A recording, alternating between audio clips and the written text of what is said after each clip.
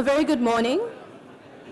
His Grace Archbishop Dr. Munir Hana Anis, His Eminence Sheikh Dr. Ali Goma'a, Dr. Muhammad Fatris Bakaram, Right Reverend Dr. John Chu, ladies and gentlemen, wishing you a very warm welcome to the Studies in Interreligious Relations in Plural Societies inaugural seminar. I am Jolene Gerard, your MC for today. At the turn of the 21st century, the unpredictability of religious relations has become the cornerstone of much discussion. One key issue that has been given much attention is the challenge that religious communities face in responding to religious diversities as they strive for inclusive living. The other important issue that has gained much traction is the necessity to deal with misconceptions surrounding interreligious dialogue. This morning, we can look forward to a series of keynote speeches, presentations, and an engaging panel discussion by esteemed thought leaders in the field of interreligious relations. It now gives me great pleasure to invite Ambassador Muhammad Alami Musa, Head of the Studies in Interreligious Relations in Plural Societies program at the S. Rajaratnam School of International Studies, to deliver the welcome remarks. Ambassador Alami, please. His Grace Archbishop Dr. Munir Hana Anis, His Eminence Sheikh Dr. Ali Juma, our respected advisor, Professor Abdullah Said, Sahibus Samaha Mufti, Dr. Fatris Bakaram, Right Reverend Dr. John Chu, Master Wei, Venerable Chuang Guan, Excellencies, ladies and gentlemen. A very good morning, and may peace be with you. On behalf of the S. Rajaratnam School of International Studies and my colleagues in the SRP, I'd like to thank all of you for your kind presence and your participation in this morning's seminar. For those who just joined us today, a very big welcome. And for those who were with us yesterday, a big welcome back. We were very honored yesterday with the gracious presence of His Excellency President Tony Tan Keng Yam as our guest of honor to inaugurate the newest study program at the RSIS, that is the Studies in Interreligious Relations in Plural Societies, in short, SRP. The SRP aims to study various models of how religious communities develop their teachings to meet the contemporary challenges of living in plural societies. It also deepens the study of interreligious relations, formulate models for the positive role of religion in peace building, and produce knowledge to strengthen social ties between communities. The program seeks to be at the forefront in the development of scholarship and applied knowledge on the roles of religion and interreligious relations in plural societies. And more information of the SRP is contained in this brochure. Please refer for more details of the SRP. We were also very honored yesterday with the presence of Sheikh Dr. Ali Juma, who delivered the inaugural SRP Distinguished Lecture. In the lecture, Sheikh Juma reminded us that the way to confront the rising trend of conflicts that misuse religion is to step up dialogue amongst religions to rebuild trust through the pursuit of higher universal values such as human dignity as well as freedom. This will lead to a constructive building of a human civilization that thrives on diversity. We will continue the discourse today through this inaugural SRP seminar with the theme, Theological and Cultural Foundations for Positive Interreligious Relations. The theme presupposes that religion contains resources within its traditions that enable its followers to positively view the religious other, thereby constructively build positive relations with those from other religions. Now, this thinking reflects an inclusive attitude towards the religious other, but not all embrace inclusivism. By and large, there are many who adopt an exclusivist attitude towards the religious other. They believe that the religious path that they have taken is the only truth, and there's nothing good in other religions. They too depend on the interpretation of scriptures and sacred texts within their respective religions to legitimize such negative attitudes towards the religious other. The turning point that brought the subject of inter-religious relations out of the shadows was in 1893, when the Parliament of World Religions first met in Chicago. There was resolve to give push to inter-religious relations, and the impetus in this drive was a shift that happened in Christianity, the world's largest missionary religion, that resulted in a rethinking about the concept of the religious other. Other religions responded positively, and this started a whole array of inter-religious engagements, collaborative endeavors, and dialogue. Nevertheless, these early efforts at inter-religious relations were driven by the motivation to find commonalities amongst religions and to attempt to harmonize their differences in order to bring about peace. To quote Frederick Hiller in his opening address at a conference of historians of religion in 1958, one of the most important tasks of the science of religion is to bring to light this unity of all religions.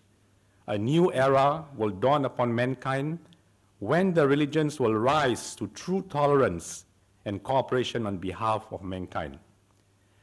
Nevertheless, there was a counter to this. Many scholars maintain that the uncovering of the unity of religions is not an essential condition to achieve tolerance and cooperation between religions. In past few decades, scholars have talked about the virtues of differences as they did about the virtues of sameness. Therefore, the seminar today is an opportunity for us to deliberate on how the interpretation and understanding of scriptures, texts, and traditions can provide the theological and cultural foundations for positive inter-religious relations, and also interpretations and understanding that are not conducive to good relations. We have with us this morning distinguished scholars who have made outstanding contributions to the world of religious scholarship. They are His Grace Archbishop Munir Hana Anis and Professor Abdullah Said. They will be our keynote speakers. We are also very fortunate to have with us today our brothers from the inter-religious organization and who are actively involved in inter-religious engagements, Master Wei and Venerable Chuan Guan, to speak on the state of inter-religious relations in Singapore. During the panel discussion, the scholars will be joined by Sheikh Dr. Ali Juma, who will be pleased to engage you on what he had delivered yesterday and on the theme of today's seminar. And to complete the panel, we are indeed honored to have two of our apex religious leaders in Singapore, Mufti Dr. Fatris Bakaram and Right Reverend John Chu. On that note, it is our hope of my colleagues and myself in the SRP that all of us will have a good discussion and a good seminar today. Thank you very much. Thank you, Ambassador Alami Musa. May I now also invite to the stage the keynote speakers and the presenters for this first session. May I invite His Grace Archbishop Dr. Munir Hana Anis, Professor Abdullah Said, Master Wei, and Venerable Chuan Guan.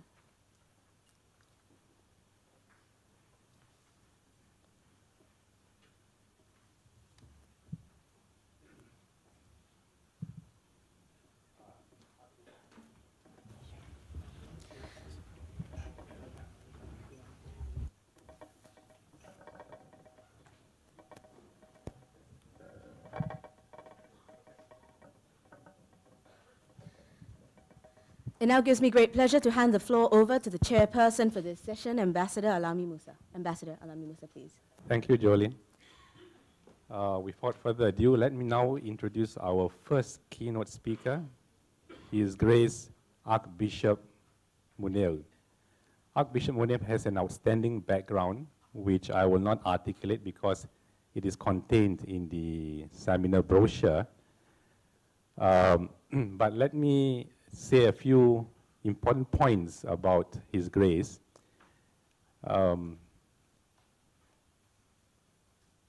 His Grace Archbishop, Dr. Munir Hana Anis, is the Bishop of the Episcopal Anglican Diocese of Egypt and with North Africa and the Horn of Africa. And he is also the President Bishop of Episcopal Anglican Province of Jerusalem and the Middle East. 3 points that I'd like to highlight about His Grace is that first, he is a, in fact, he started as a medical doctor. So he's a doctor of the body, or the physical self, before he switched over to be the doctor of the soul. He did his medical training and he served in the military in Egypt and also in public service in Egypt before his involvement with the church. And also reminded me that we have also another bishop in Singapore who also looks about the same as you, Your Grace, and he's also a medical doctor. And he is Dr. Robert Solomon, good friend of mine, but he has retired as a bishop. So I was sharing this with Archbishop, and Archbishop knows Robert very well. So I think there must be some good similarity between medicine and the religious sciences, I think.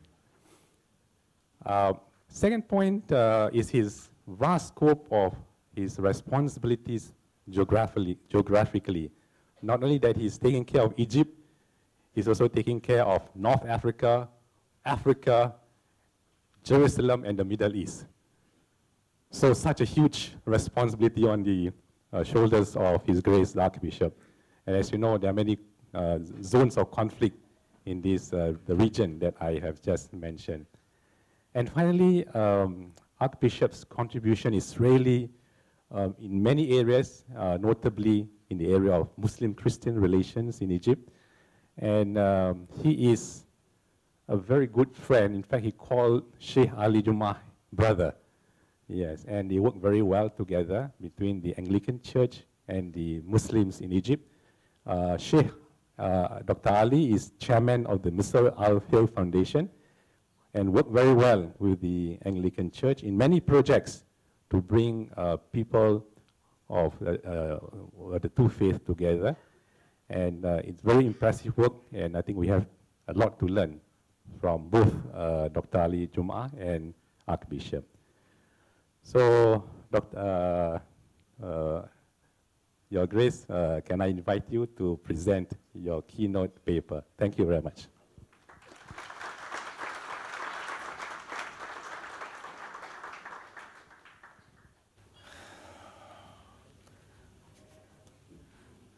I would like first to thank Ambassador Muhammad Alami Musa for this introduction and his warm welcome and also invitation to come.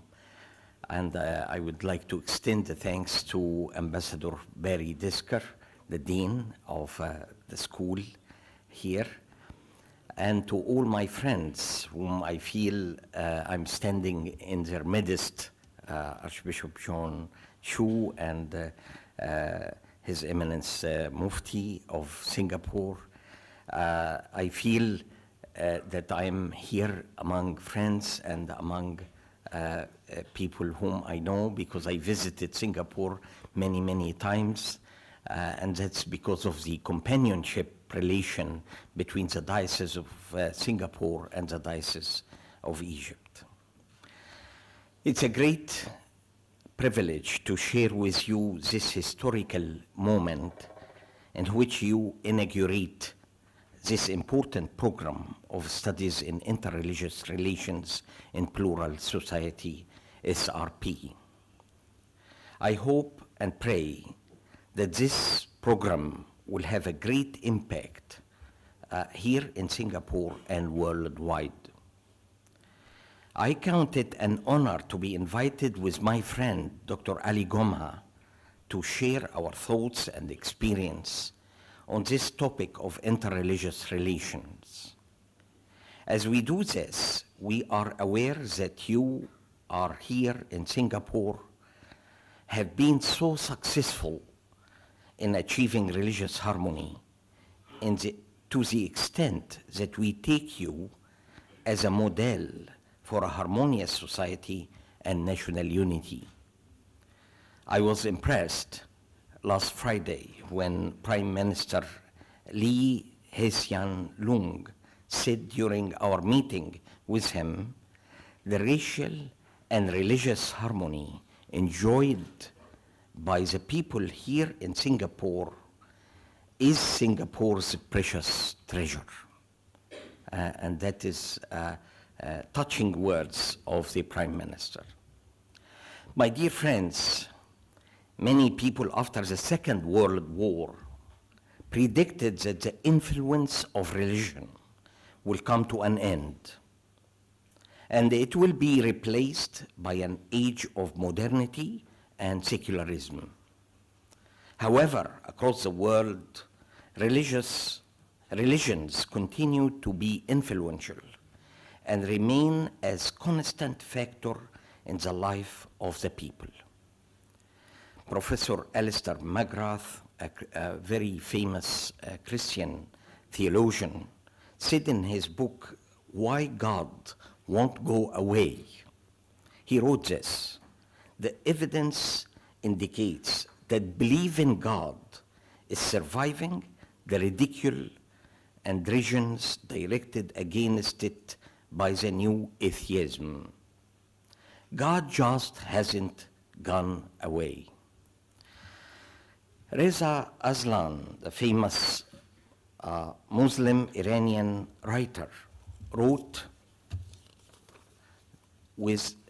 this with apologies to Friedrich Nietzsche. God is most definitely not dead. As you know, Nietzsche, the philosopher, said God is dead. So he is saying God is most definitely not dead. Indeed, God is a stronger, more global force in the world today than he has been in generations. According to the World Christian Encyclopedia, Reza Aslan say, which provides a comparative analysis of religious affiliations across the globe, religious identities are almost everywhere on the rise. Today, as we start, or almost 14 years ago, started the 21st century, more than 5 billion people out of 7 billion in the world are followers of different religions. Only 16% of the world population consider themselves as non-religious. Indeed, religious identities are on the rise everywhere. However, the phenomena of religious extremism and fundamentalism are also on the rise. That's why most of the bad news we hear every day about conflicts, terrorist attacks, and wars have a religious dimension to them all. If we look at Iraq, Palestine, Sudan, Libya, Tunisia, Kashmir, and even in my own country, Egypt, we will find that in the name of religion, many of these conflicts and terrorist attacks are conducted. There is no doubt that there is a clear link between religious extremism and terrorism. Extremists commit terrorist attacks because they embrace theologies that permit the use of violence in the service of God. They have no sympathy for their victims as they see them as enemies of God. The militant theologies they embrace deny the rights of others who differ in religion or ideologies. These terrorists sacrifice their lives because they expect rewards in the afterlife in return to their martyrdom. Another factor that leads to religious extremism is the ignorance or the misconception about the faiths of others. Because of this, strong and positive interreligious relations became a necessity, not an option, not only for coexistence and tolerance, but more importantly, for working for the common good and world peace. Interreligious dialogue is definitely crucial in fulfilling this aim. However, there are several misconceptions about interreligious dialogue. Unfortunately, there are many misconceptions in the mind of many people in regard to interreligious dialogue and relations. Some think that the goal of interreligious dialogue is to agree on one religion to follow. Other people think that interreligious dialogue will put an end to the major theological differences between religions, which is almost impossible. Others think that it is a kind of a compromise of one's own faith. Some strongly believe that engaging in dialogue with followers of other faiths make us give up our commitment to follow the commandments of our faith, like the call to Islam, the da'wah for Muslims, or the evangelization for Christians. Therefore, there is a need to alleviate all these misconceptions in order to break the barriers for full engagement in dialogue. This can be done by clarifying these misconceptions before the start of the dialogue. We also need to make it clear that interreligious dialogue helps us to engage with people of other faiths in an atmosphere of mutual respect to move from tolerance and coexistence and to working together for the common good of our societies. One of the important ways to promote strong and positive interreligious dialogue and relations is to study the theological and cultural foundations for such relations and engagement. This is what I aim for in this paper, which I am presenting to you. And as you may expect, that I will be talking about the theological foundations from a Christian perspective. Maybe Dr. Saeed will deal, and Dr. Ali Goma also yesterday touched on theological and the cultural foundations of strong relations from an Islamic perspective. First, I want to say that God's covenant with Abraham is the most important foundation of strong interreligious dialogue and relation. The texts in the book of Genesis say this: "Now the Lord had said to Abram, get out of your country, from your family, and from your father's house, to the land that I will show you. I will make you a great nation. I will bless you and make your name great. And you shall be a blessing. I will bless those who bless you. And I will curse him who curses you, and in you all families of the earth shall be blessed. These are the words of God to Abraham.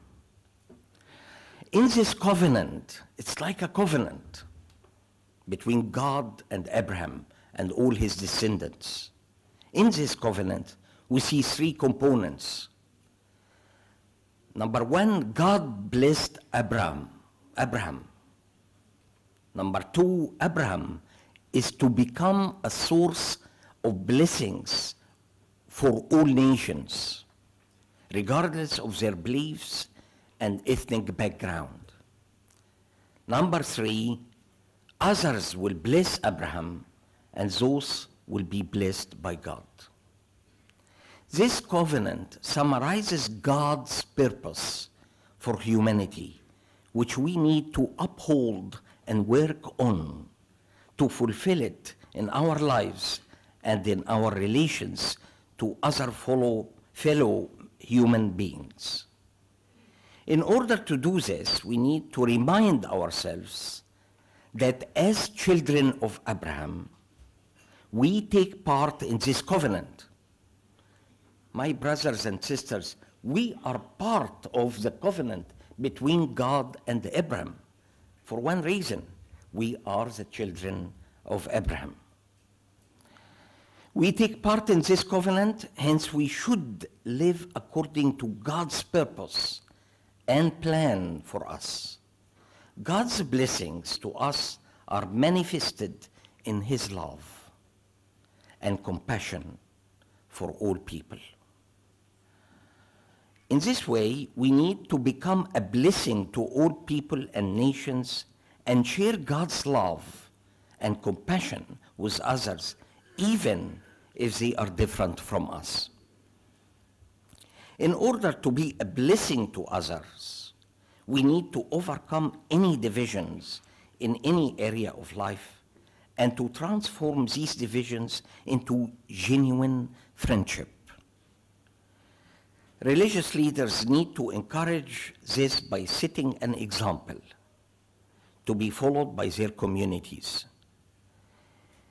There is also a need to work together for justice, peace, freedom, and acts of compassion, aiming at the common good of the whole society. Indeed, we need not to forget that at the heart of God's covenant with Abraham and us as his children is to be a blessing for each other. That is the first theological principle, is the covenant with God.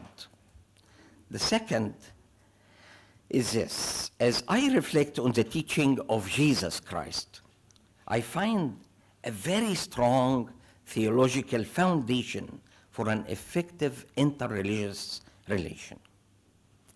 St. Luke recorded several stories and a parable told by Jesus that summarize his teaching in regard to relating to those who are different in faith from us. He wrote this: Jesus sent messengers before his face, and as they went, they entered a village of the Samaritans to prepare for him. But they did not receive him. The Samaritans didn't want to receive Jesus in their village because his face was set for the journey to Jerusalem.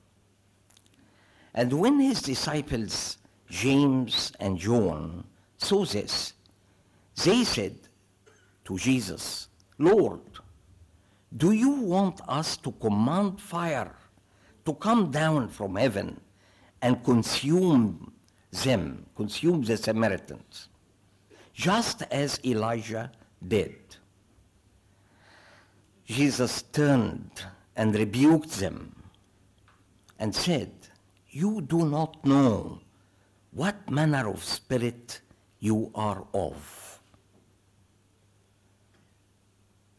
For the Son of Man did not come to destroy men's life, but to save them. And they went to another village.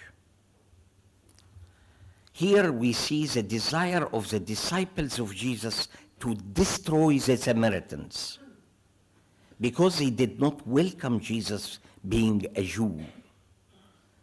This was a natural tribal response of the people at that time. Destroy your enemies. That is the theme at that time. However, Jesus came up with a different attitude altogether and said, I come to save lives, not to destroy them. It is true that there are many texts in the Old Testament that encourages violence against the enemies. King David, who wrote the Psalms, wrote in the Psalm number 18, he wrote this, I have pursued my enemies and overtaken them. Neither did I turn back again till they were destroyed. I believe that we need to reread our text in light of the teaching of Jesus Christ, who said this, you have heard that it was said, you shall love your neighbor and hate your enemy. But I say to you, love your enemies, bless those who curse you, do good to those who hate you, and pray for those who spitefully use you and persecute you. As a Christian, I believe that Christ came to restore the image on which God created us. By doing so, Jesus is restoring in us God's purpose for the creation of, and his covenant with Abraham and his descendants, which is to be a blessing to others. Another theological principle in the teaching of Jesus Christ for an effective interreligious and relation and dialogue is found in the story of the Good Samaritan. There was enmity between the Jews and Jewish people and the Samaritans all the time. The story tells us that a lawyer asked Jesus, what shall I do to inherit eternal life? Jesus Christ responded with a question. How does the law of Moses answer this question? The lawyer answered, love the Lord your God with all your heart, with all your soul, with all your strength, with all your mind, and love your neighbor as yourself. Jesus said to him, you have answered rightly. Go and do this, and you will have eternal life. When the lawyer did not find in Jesus' answer anything that could be taken as an excuse to charge him, he asked Jesus Christ another question. Who is my neighbor? Here Jesus told the story of a Jewish man who was attacked by thieves who stole all what he had and left on the road to die on the road, left him between death and life. A Jewish priest passed by this Jewish man, but he never tried to rescue the man. Later, a Levite passed by, and the Levite is someone who helped in the Jewish temple. But he also passed by without any attempt to help the Jewish man. After that, a Samaritan passed by, and he stopped, dressed the wounds of the Jewish man, put clothes on him, and he carried him on his donkey to an inn where he commanded the owner of the inn to look after the man, and he would pay him on his return. I should mention here that the Jews considered Samaritans to be their enemies and also defiled, and no one should deal with them. It was forbidden for a Jewish to come even in a house of a Samaritan. After telling the story, Jesus asked the lawyer, "Who then is the neighbor of the Jew in this story?" And the lawyer answered, "The one who was merciful, the Samaritan." Jesus said, "Go and do the same." In other words, Jesus was saying, go and love the Samaritan and be merciful to them. In this story, we find very important principles. First is the neighbor whom I should love is a person who is different in faith and ethnic background, a person whom I may consider as an enemy or a defiled person. Second principle is loving my neighbor is a sequence of loving God. Love God and love your neighbor. The source of love is God. And if I love God, I get from this resource to be able to love others as well.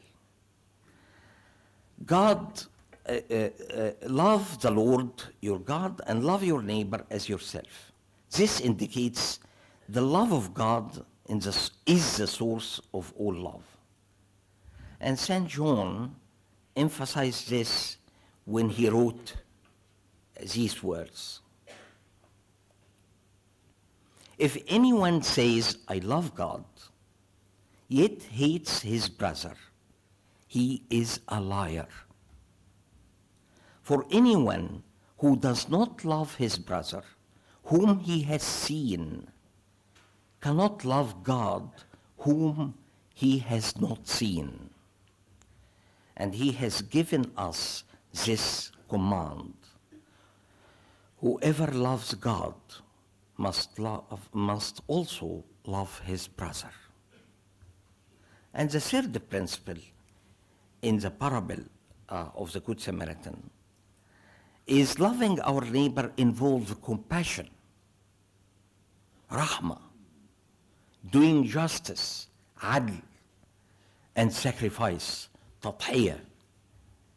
The Good Samaritan puts himself at risk in order to rescue the Jewish man. We need to keep this in mind when we engage with others in order to avoid reducing our relations into just talks. We need to do justice, we need to be compassionate, we need to be merciful to our neighbors. Otherwise, all what we are talking about is just talks. We have good events and that's it. But we need to be engaged in doing justice. Jesus demonstrated his teaching by setting a wonderful example when he dialogued with the Samaritan woman himself. In addition, he sent his disciples to Samaria, where the Samaritans, the enemies of the Jews, live, to proclaim God's love to them.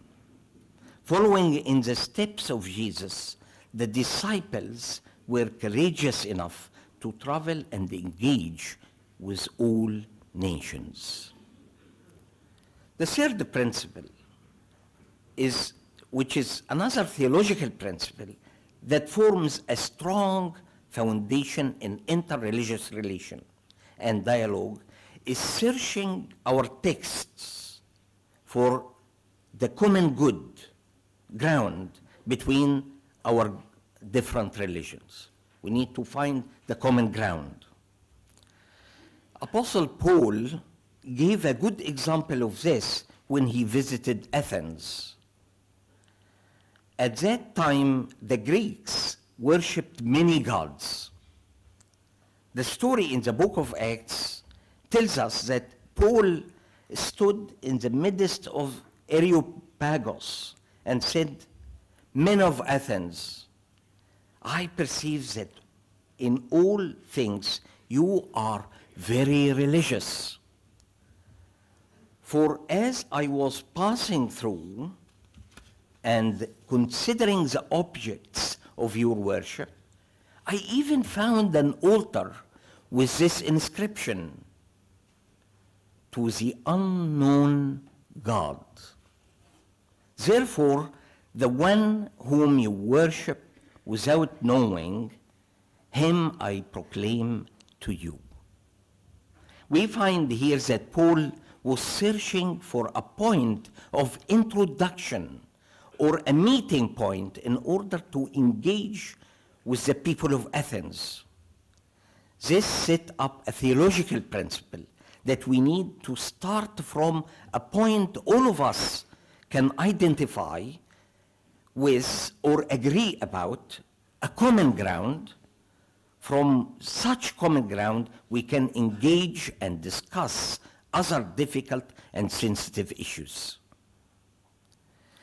This principle was behind the initiatives taken by 138 Muslim scholars and leaders in 2007 called A Common Word Between Us and You, كلمة سواء بينكم وبيننا.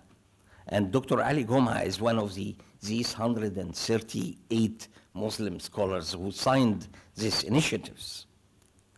The foundation of these initiatives is the common ground between Christianity and Islam, which is the love of the one God and the love of the neighbor. The response to these initiatives was very encouraging, as many churches responded positively to it. Now, more than 1,000 Muslim scholars signed these initiatives, and it was sent to many churches in the world, including our church.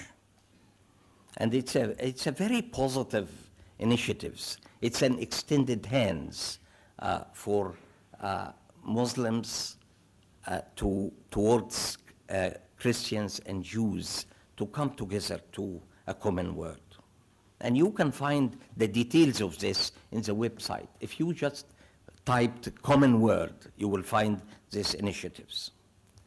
Professor David Ford, he's a Regius Professor of Divinity in Cambridge University, commented on this initiative of the common word, saying this: "Where there is the possibility of working further on issues that unite and divide, it does not pretend that there are no differences between Muslims and Christians.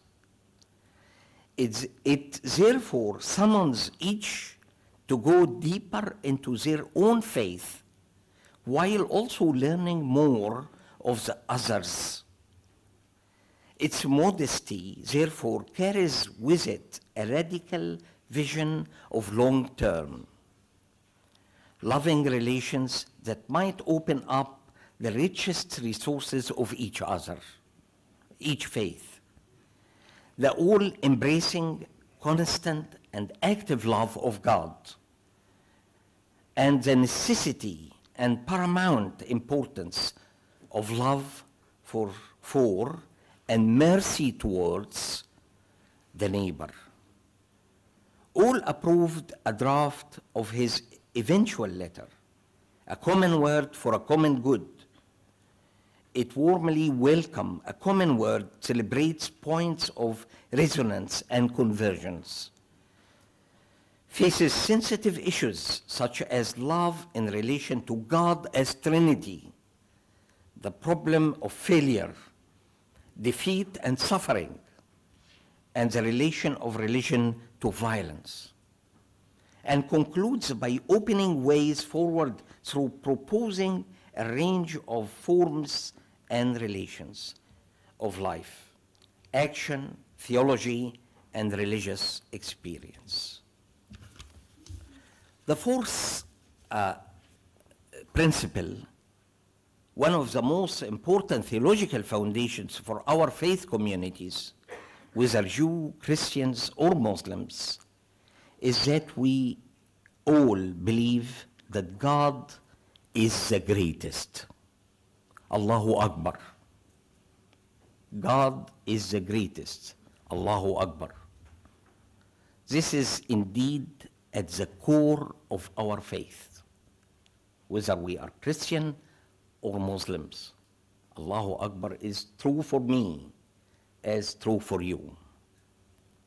It's a great challenge for me as a Christian when I hear the call for prayer 5 times a day in Cairo, saying Allahu Akbar. God is great. These keep reminding me that God is greater than me, than anyone else. He is self-sufficient, qayyum, and all-knowing. Apostle Paul wrote, "Oh, the depths of the riches, both of the wisdom and knowledge of God. How unsearchable are his judgment, and his ways past finding out. For who has known the mind of the Lord, or who has become his counselor?" No one can advise God or know his mind. This means that we cannot claim to comprehend all God's ways and purposes. It also means that we will continue to wrestle with some question which we have no answers for, because our knowledge is limited, while God is all-knowing. He is great. He is Akbar. C.S. Lewis, the great Christian writers and philosophers, said, "I know now, Lord, why you utter no answers. You are yourself the answer. Before your face, questions die away. What other answer would suffice?" This theological principle helps us to humble ourselves as we engage with people from other faiths, simply because we cannot claim that we know God's mind and wisdom with our limited minds. In other words, we need not to take the place of God when we engage with others who are, like us, seeking to please God. I'm coming to an end talking about the cultural foundation for a strong, positive, interreligious relation. An ideal pluralistic society is one whose influence is drawn from many different sources. It is not a monocultural culture, like a lawn of only green grass. It is a field of wild flowers, full of colors and smells. However, there is always the potential to have conflicts and divisions in pluralistic societies if the different ethnic groups were not given the rights of citizenship, which allows them to legally and publicly hold diverse ethical and religious views and are allowed to choose for themselves what beliefs they wish to hold. There is also the tendency for the different ethnic and religious groups to tolerate the presence of each other. They can tolerate, but not to engage and work together for the common good for the society. In such case, tolerance replace both harmony and celebrating diversity. The question now is how to achieve such a pluralistic and multicultural society in which different ethnic and religious groups live and work in harmony with each other. In my view, the following principles will fulfill this. Number one, the right of citizenship must be granted to every citizen, regardless of his or her religion, sex, gender, and social or economic status. As a consequence, the rule of law must be applied in any cases of discrimination between citizens. Second, encouraging the involvement of the different ethnic religious groups in shaping the future of the society in order to develop the sense of ownership within these groups. So encouraging even the small minorities to participate in the shaping of the society. That's very important because we can fall in the trap of only allowing the majority to do this. And in this case, it would be like a tyranny, not democracy, of the majority. The third thing is encouraging citizens, especially youth, to work together in the areas of community services like art, music, sport, etc., in order to enhance the national unities. And here I want to finish with two practical examples from Egypt of creating a culture that enhance a strong and positive interreligious relations in a plural society. These are, number one, the partnership between the Anglican Church in Egypt and Misr al-Khair Foundation. Misr al-Khair was founded in 2007. Misr al-Khair is an NGO that is founded by Dr. Ali Goma, the former Grand Mufti of Egypt, which supports the advancement of education, the relief of illness and preservation of health, the prevention and alleviation of poverty, and the promotion of arts, heritage, and culture. While an Islamic NGO, Misr al-Khair partner with Harper Memorial Hospital in Menouf, a hospital of the Anglican Church in Egypt, founded in 1910 by an Irish doctor. In 2013, Misr al-Khair and the hospital held 30 outreaches to rural villages in the Nile Delta and slum areas in Cairo and Alexandria.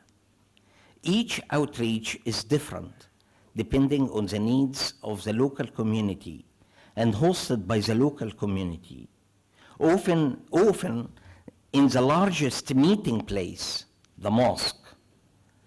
The services offered by the doctors from Harper Memorial Hospital in Menouf include dental, dermatology, gynecology, internal medicine, pediatrics, pharmacy, ophthalmology, and surgery. In addition to the Muslim-Christian partnership, the hospital owes its mobile medical clinic to Christians in Singapore, who donated the vehicle in 2010 after modeling successful outreach to people of many faiths in Singapore and Malaysia. The second example is Arkan Cultural Center in Alexandria. Arkans means corners, and we have this cultural center in our cathedral in Alexandria. The Arkan Cultural Center in Alexandria is a ministry of the Anglican Church and located at St. Mark Pro Cathedral. The center is a place where Egyptian youth from all corners of society, both Christians and Muslims, come together and create art. The Arkan Center supports talented young artists by providing facilities for producing and displaying artwork and cultural and artistic workshops. In the Arkan Center, artistic expression opens up forums for discussion that invite people to new perspectives and ideas, a quiet challenge to intolerant attitudes. As the lives of youth from many different backgrounds intersect, we see bridges of peace and friendship gradually replacing walls of intolerance and fear. Rather than come together with their differences, Muslims and Christians come together with art as their common ground to study acting, graphics, voice, photography, painting, writing, calligraphy, peacemaking, short films, documentaries, as well as interview skills, resume courses, democracy, and human rights. In conclusion, I would like to repeat that God loved and blessed us all. In return, we need to love and bless others.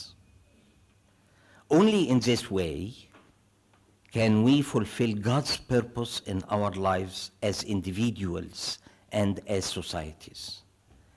This should be the foundation of our interreligious relations. It's also our responsibility to create and develop a culture in which we can work together for the common good of our society. Thank you so much for your patience. In fact, the Archbishop has illuminated all of us with the theological foundations found in the very rich Christian traditions. And I'd like to thank Archbishop for presenting his ideas very precisely and very clearly. And it reminded me of a very well-trained surgeon who has to perform surgery with accuracy and clarity, knows what part of the body to cut and what part of the body not to cut. So thank you very much, Archbishop, and definitely we resonate with you saying that religion is not dead. In fact, half a century ago, it's unthinkable for scholars to believe that religion is a dominant factor in global developments. But things have changed, situation has changed, and religion has come back very actively in public debate, and the world is furiously as religious as ever.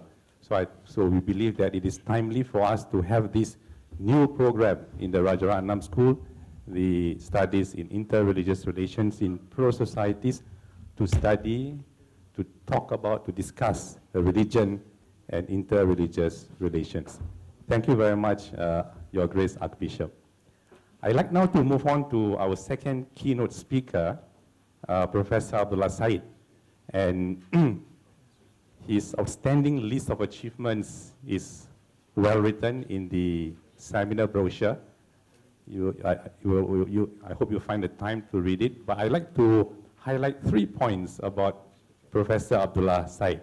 One, he is not unfamiliar to Singapore. In fact, I think he is one of the global religious scholars who has frequently visited us in Singapore to deliver seminar, conferences, and lectures. Second, Professor Abdullah is a global person, he's a global man. He's born in Maldives, the beautiful island of Maldives. He received his fundamental education in Pakistan. traditional Islamic learning in Pakistan. He went over to study religious Islamic studies in Medina, Saudi Arabia, before he traveled half the world, more than half the world, to Melbourne in Australia to do his postgraduate studies. And in Melbourne, University of Melbourne, he received the generosity of the Sultan of Oman from the Middle East to start a chair of Arabic and Islamic studies. And now he's in Singapore as advisor of the SRP program in Rajaratnam School. And I hope he'll remain in Singapore and as a final destination for him, inshallah. And third point is that Professor Abdullah is an engaged scholar. He's not only in the academic, theoretical, but he's hands-on. And in fact, in post-911, he has worked in Australia very well to establish centers of Islamic studies in many parts of Australia. And he's also a member of the UNESCO panel.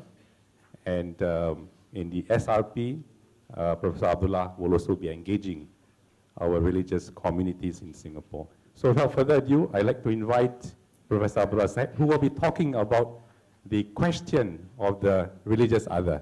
Prof, please.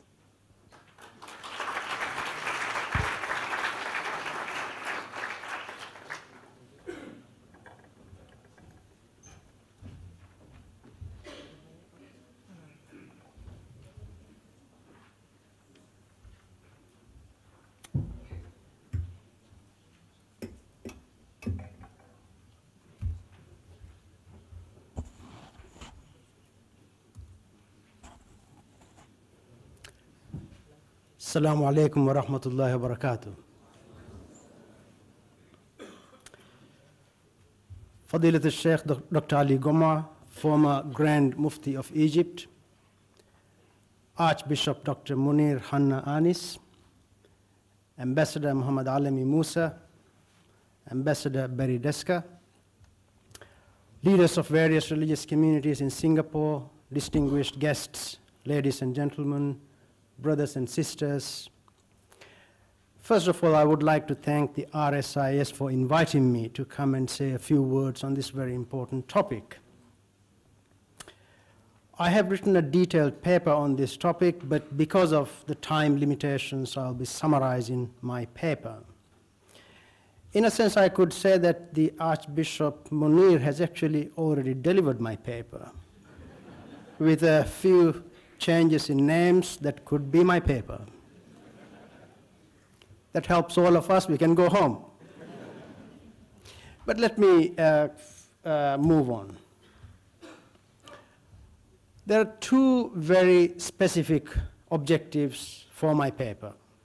First, I would like to highlight the need for Muslims to rethink some of the exclusivist views some Muslims have or may hold about the religious other, people from other religious traditions.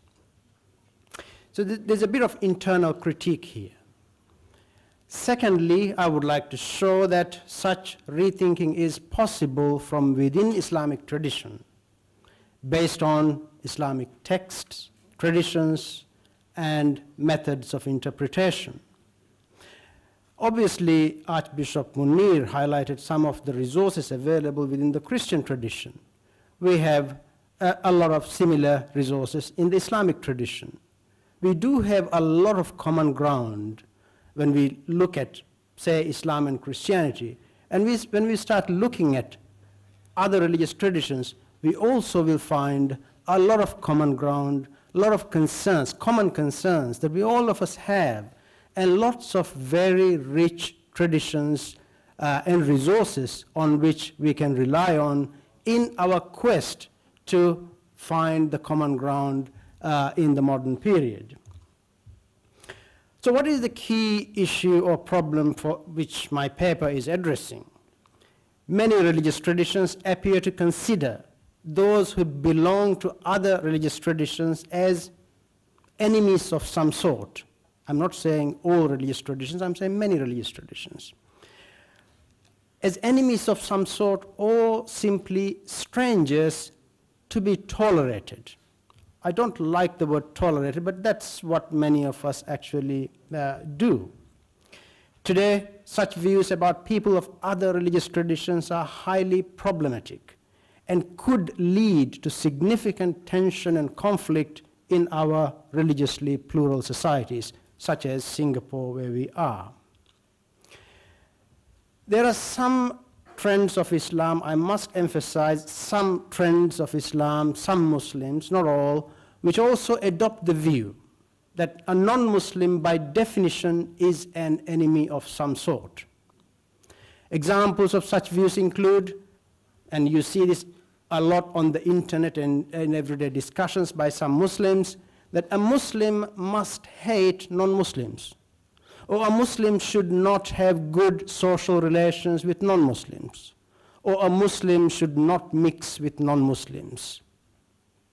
From my point of view, these views are extremely exclusivist and highly problematic and dangerous. I argue that views of such Muslims, where they exist, are incompatible with our context and reality today and must be rethought. I'm adopting a number of positions in this paper. First, religious traditions are like living beings, like us, living beings, and by and large have been able to adapt to changing circumstances and contexts. All of our religious traditions have been in that state of flux. We may think they're very stable, but in reality, they are like us. They are living beings. They change in relation to circumstances and contexts, and Islam is no exception. Second, many theological positions of the past that we inherited about the religious other, people from other religious traditions, are closely connected to the needs of various times, realities, and contexts of the past. Third, such theological positions can change in response to new developments in society, political, social, cultural, intellectual, or economic. And we are seeing right before our eyes those kinds of changes taking place in many religious traditions. Fourth, from an Islamic perspective, interpretation of what appear to be exclusivist texts from the Quran and the Sunnah, the traditions of the Prophet or Hadith, is the key for rethinking of ideas about the religious other from within Islamic tradition.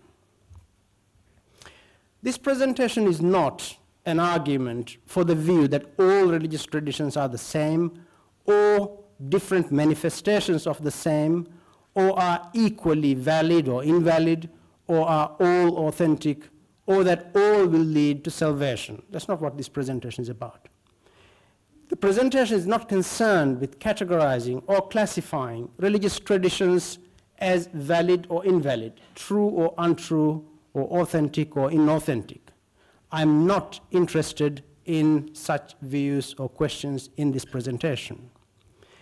The presentation is about how religious traditions, with all their differences, I must emphasize with all their differences, should view and treat the religious other, whichever religion he or she belongs to. It is about the person, not about the religion. I'm presenting this from an Islamic perspective, much like Archbishop Munir presented a Christian perspective, although we have a lot of common ground. I'm presenting this from an Islamic perspective, although the problem I'm dealing with exists in many religious traditions, and many of us can perhaps relate to this.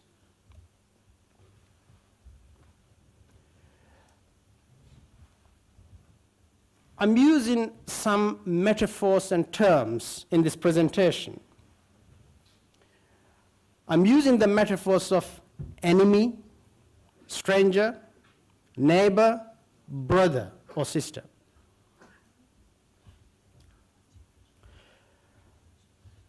Basically, I'm using these metaphors to explore the relationship between me as a Muslim and the religious other. I would say a religion with extreme exclusivist views of another religious tradition may view those who follow that tradition as the enemy. Historically, many of our religious traditions have done that, and even today many do. But there are other ways of looking at the religious other, more inclusivist ways. For instance, as a brother, or if that is not possible, as a neighbor. Archbishop Munir also referred to the issue of neighbor. So again, it's a common concept that we have. Such metaphors focus on the person, not the religion the person belongs to. I argue that we should move away from treating the religious other as an enemy, or even as a stranger, and move towards treating the other as a brother or a neighbor. We should move away from hatred and what is called tolerance to acceptance of the religious other as a brother or a neighbor. I'm also using two terms here, exclusivist and inclusivist, as you can see on this. I don't know whether you can see that, but it's on the slide. These two terms, exclusivist and inclusivist, are frequently used in inter-religious relations discourse. But I'm using these two terms in a slightly different way.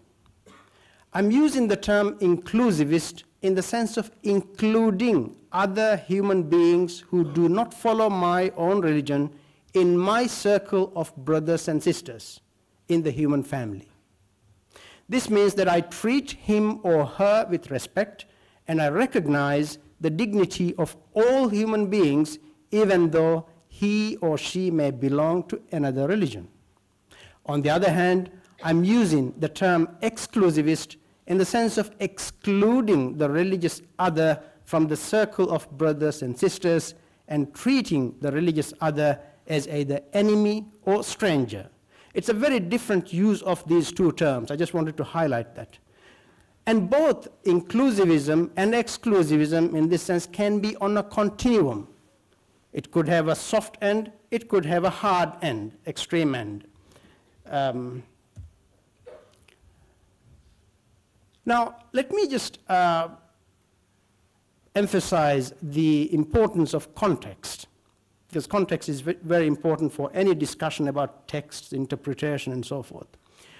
For me, religious traditions have often treated the religious other from an exclusivist perspective, sometimes hard exclusivist, sometimes soft exclusivist. Hard exclusivist as enemy, soft exclusivist as the stranger.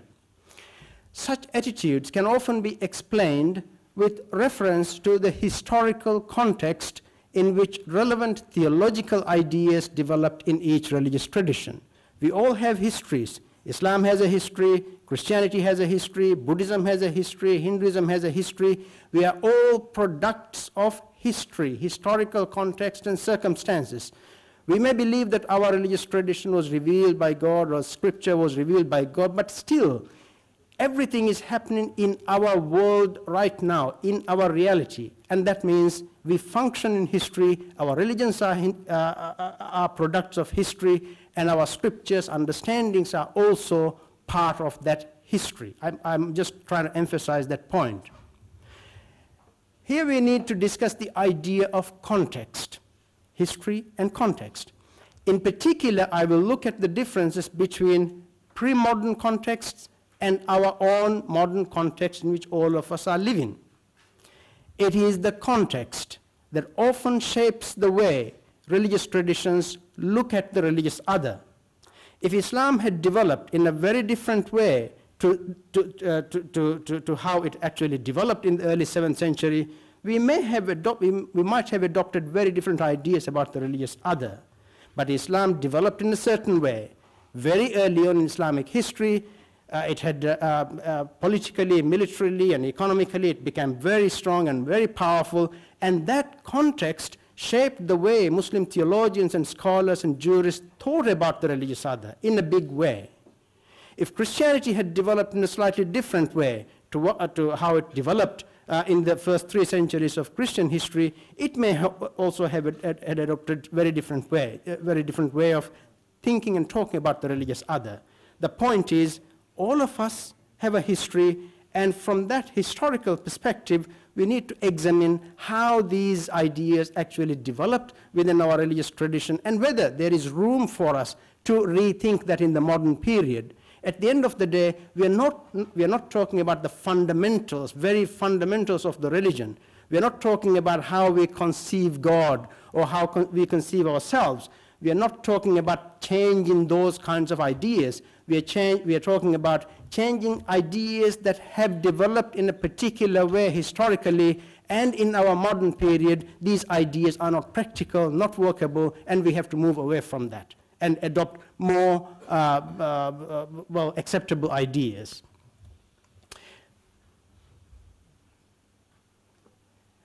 Well, this slide, I don't know whether all of you, can you see the slide on?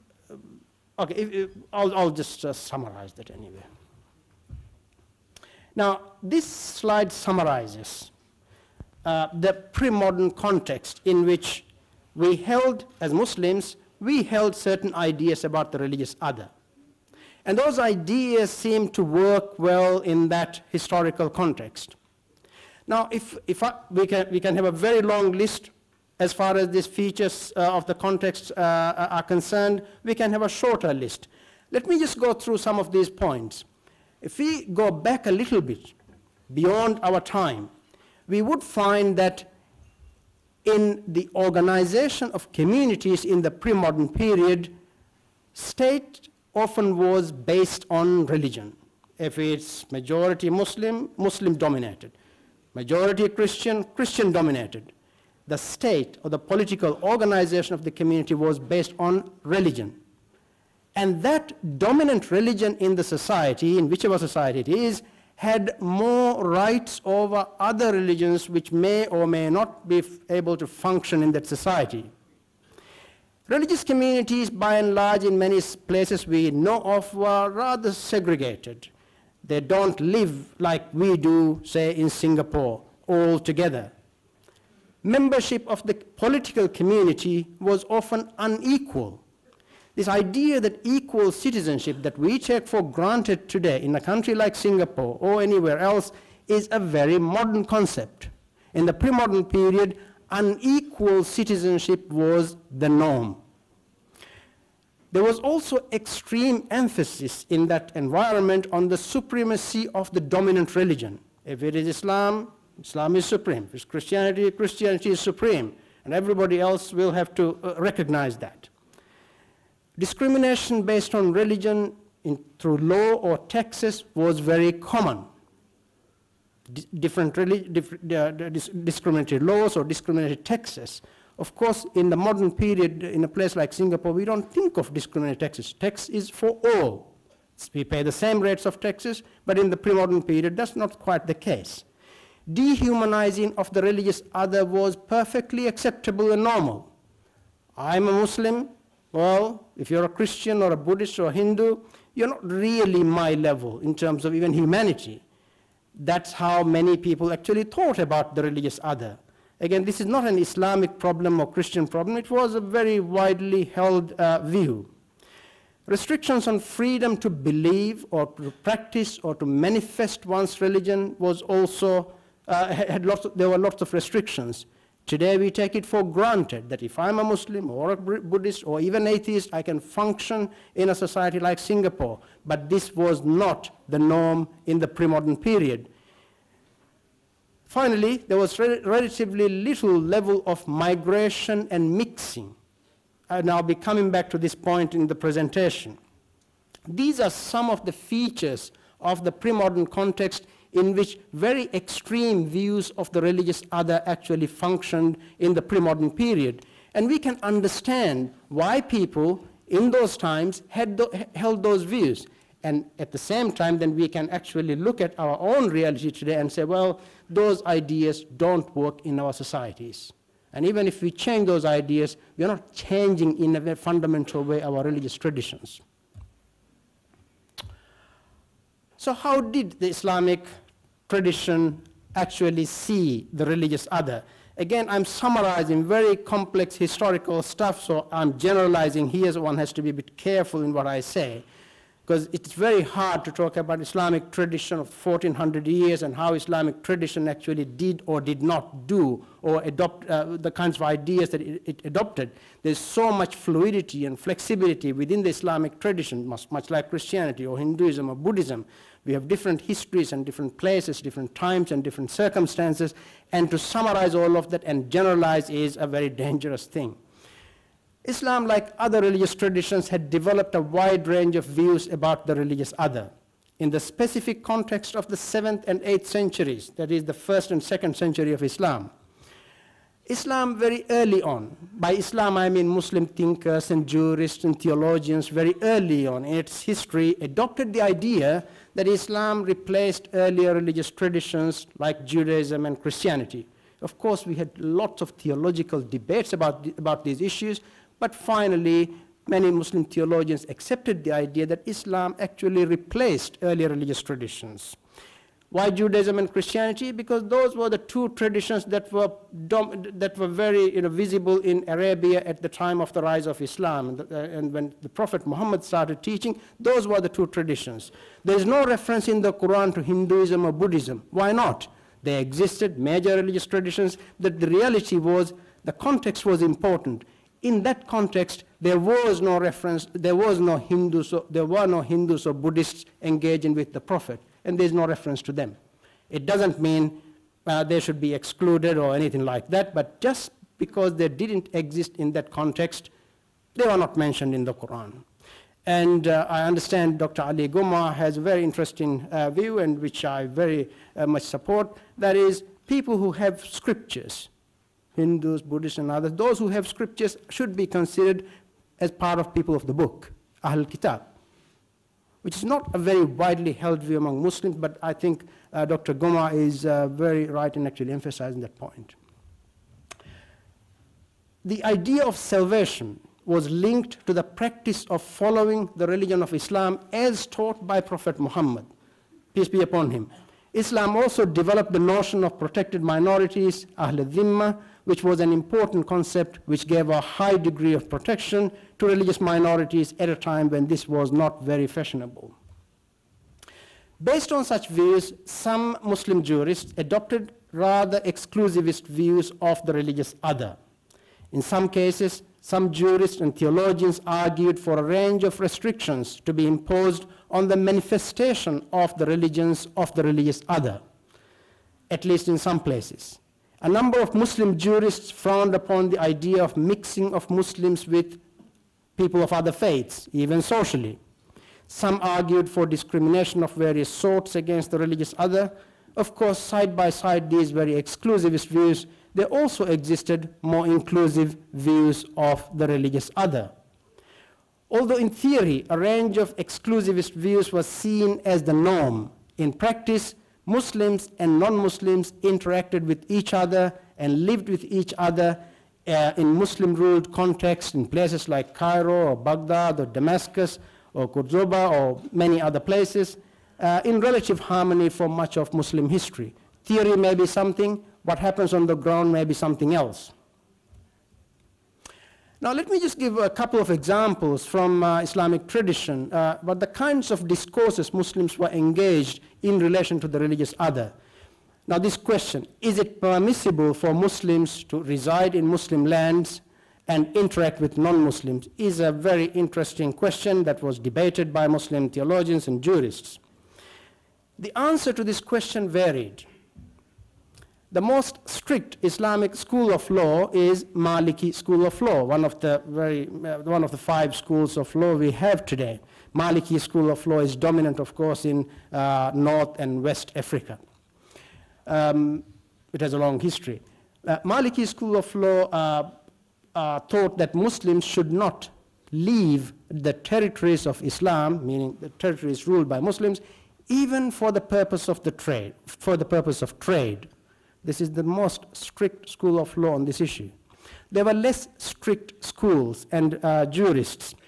Hanafis, one of the schools of law in Islam, Hanafis did not oppose travel for the purpose of trade, although they discouraged Muslims from living permanently in the territory of non-Muslims. Shafis, again, another very important school which is dominant in Singapore, Malaysia, Indonesia, in our part of the world, thought that each situation to be considered taking into account the circumstances. They didn't have a very clear answer. It depended on circumstances. Are you free to practice your religion, or are you not free to practice your religion? If you're free and there's justice and so forth, that's okay. If not, no. Jafaris from the Shia school of law argued that sometimes it may even be preferable to live under non-Muslim rule among non-Muslims if there is justice and freedom to practice their religion. So as you can see, this issue of living and interacting with non-Muslims was a debate Muslims had for centuries, and even today some Muslims have that debate whether Muslims can live in a country like Singapore, non-Muslim majority, or whether Muslims can live in Australia, again, it's non-Muslim majority. Many of us would argue that the early debate is sometimes irrelevant for us. The issue is whether I, as a Muslim, have the right to practice my religion, freedom to practice my religion, and whether justice is maintained in this society. And if those things are maintained, then perhaps that society is more Islamic than many societies that claim to be Islamic, run by Muslim majority countries. And interestingly, there was some research done on the Islamicity of a whole range of countries around the world, and I think Singapore comes number 8 or something, very top. Singapore is one of the most Islamic countries. I think Australia is also fairly at the top. Many Muslim majority countries are at the bottom end of this list. It's an interesting view of Islamicity. Islam doesn't mean that the place, you have to be ruled by Muslims. It is about justice, fairness, equity, freedom, human dignity. You have these things, the place is very Islamic. Now let me give another example from a much later period in Spain. I have to keep an eye on the time too. This example is the famous fatwa. Fatwa is a religious opinion, an opinion by a Muslim jurist on a particular issue or point of law, or theology sometimes.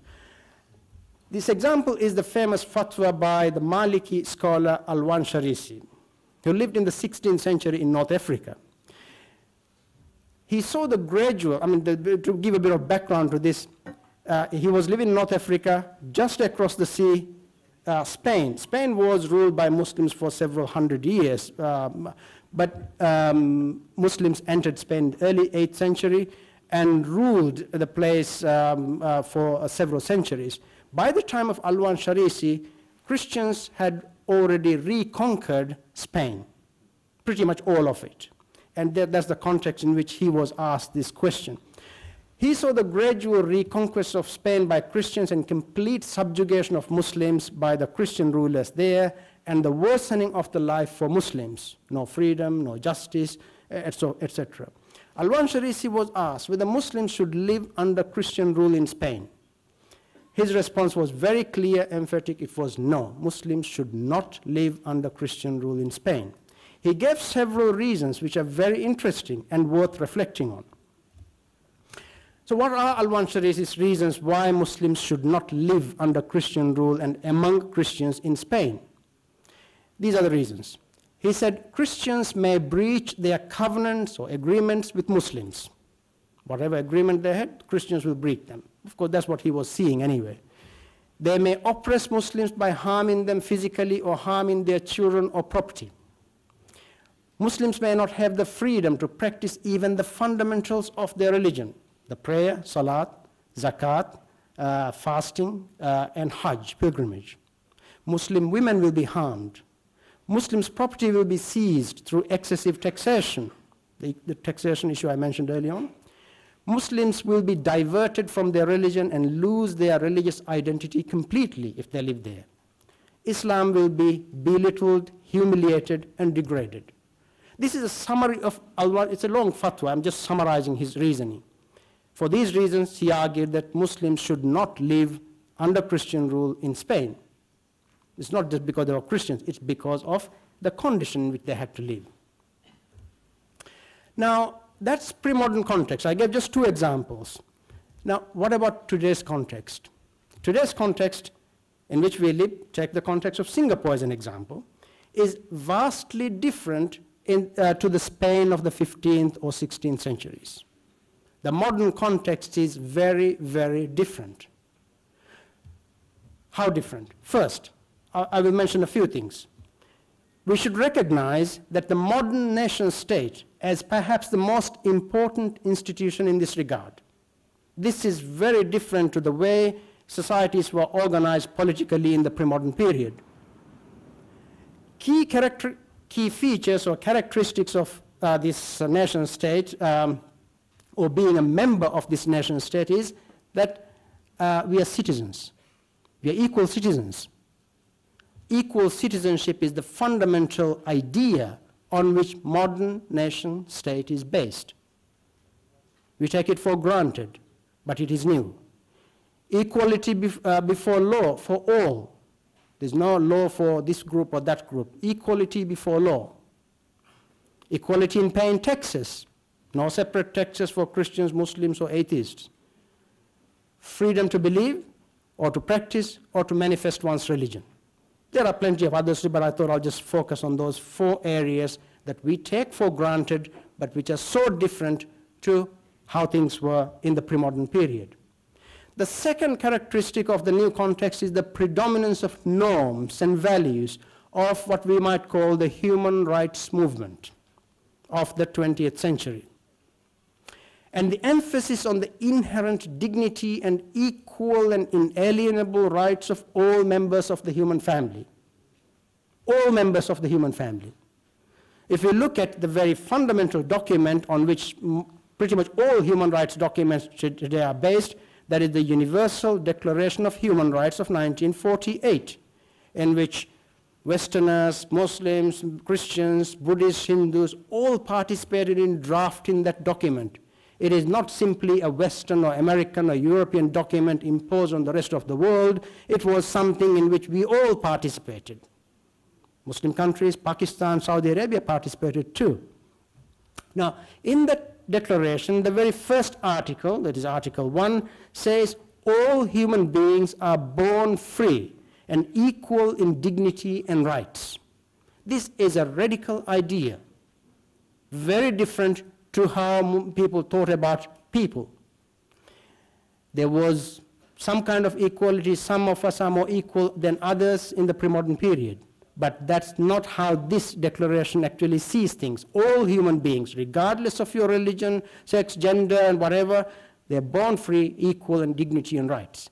Article 2 says everyone is entitled to all the rights and freedoms set forth in this declaration without distinction of any kind. Again, I must emphasize, even 200 years back in the American document, well, again, they were talked about men, all men are equal, but not all men, only white men were equal. The black men didn't have rights. Women didn't have rights. But this is something different, radical. And our religious traditions need to cope with this. Pre-modern discriminatory practices based on religion are now contrary to the underlying values and principles of modern society. Okay, I will try to finish. Let's move on. The third characteristic is the radical impact of technology on human movement and interaction in the modern world. Again, something very different. Let me mention 3 areas of interest to us. First, increased air travel, something we all do. If I could give just one example, in 2012, in European Union alone, one area, there were 830 million air passengers from the European Union. If you translate to the global level, the numbers are mind-boggling. Of course, through this increased religious diversity throughout the world, a country like Singapore, which is one of the most religiously diverse societies in the world, Buddhists, Muslims, Christians, Taoists, Hindus, and others, Australia, 1/4 of Australia's population is from overseas, again, very multicultural, multi-religious. If I could just show this very quickly. Brother Salim gave me 5 minutes, so I will try to finish in 5 minutes if I can. Now, these are the differences between the pre-modern context and the modern context. Again, the same the characteristics, state based on religion, past yes, modern context no. Dominant religion had more rights, past yes, modern no. Religious communities are often segregated, in the past yes, now no. Membership of the political community being unequal, in the past yes, currently it's equal. Extreme emphasis on supremacy of one's religion, again it's not very visible, that discourse. Discrimination based on religion, past yes, now no. Dehumanizing the religious other as acceptable, in the past yes, currently no. Restrictions on freedom of religion to believe, practice and manifest, in the past yes, currently no. So basically our new context requires new ways of looking at the religious other. The issue of religious other is not a theoretical issue, it's a very real practical issue that we have to deal with on a day-to-day basis. The religious other is no longer out there, the religious other does not live in a separate ghetto. The religious other is part of us, part of our community, part of where we work, part of our neighborhood, part of our workplace, and part of our schools and universities. The religious other is everywhere with us. The religious other is really part of us. We cannot separate ourselves from the religious other. So we need a new language to talk about the religious other. We need a new way of engaging with the religious other. We may have to rethink some of our early ideas about the religious other. As a Muslim, I see this as essential. I'm sure other religious traditions, we also see this as important. Now the question is rethinking possible within Islamic tradition? I would say yes, it is very possible, and there are plenty of resources in the Islamic tradition that we can use to rethink this. If I could just show this very briefly, because I don't have time, I'm not going to cover a lot. I mean, this actually summarizes the foundations for inclusivism in Islam. Because of the lack of time, let me just go through this very quickly. The first foundation is the common humanity of all of us, and the purposeful difference. Basically, God created us as a family, but with differences in nations and tribes so that we may know one another. إِنَّا خَلَقْنَاكُم مِّن ذَكَرٍ وَأُنثَى وَجَعَلْنَاكُمْ شُعُوبًا وَقَبَائِلَ لِتَعَارَفُوا إِنَّ أَكْرَمَكُمْ عِندَ اللَّهِ أَتْقَاكُمْ. Number two is the common universal deen or way, which is the universal submission to God, which is called Islam in the Quran. A universal religion that many of us can relate to. It is simply submission or surrendering to God. Number three, different systems of law and ways as God's plan. لِكُلٍّ جَعَلْنَا مِنْكُمْ شِرَاةً وَمِنْهَاجًا. So each of us have our own system of law, although we all are part of this universal deen or religion. Universal belief in God and judgment and guidance and prophets is something that is very widely held in Muslim tradition, something that brings all of us together.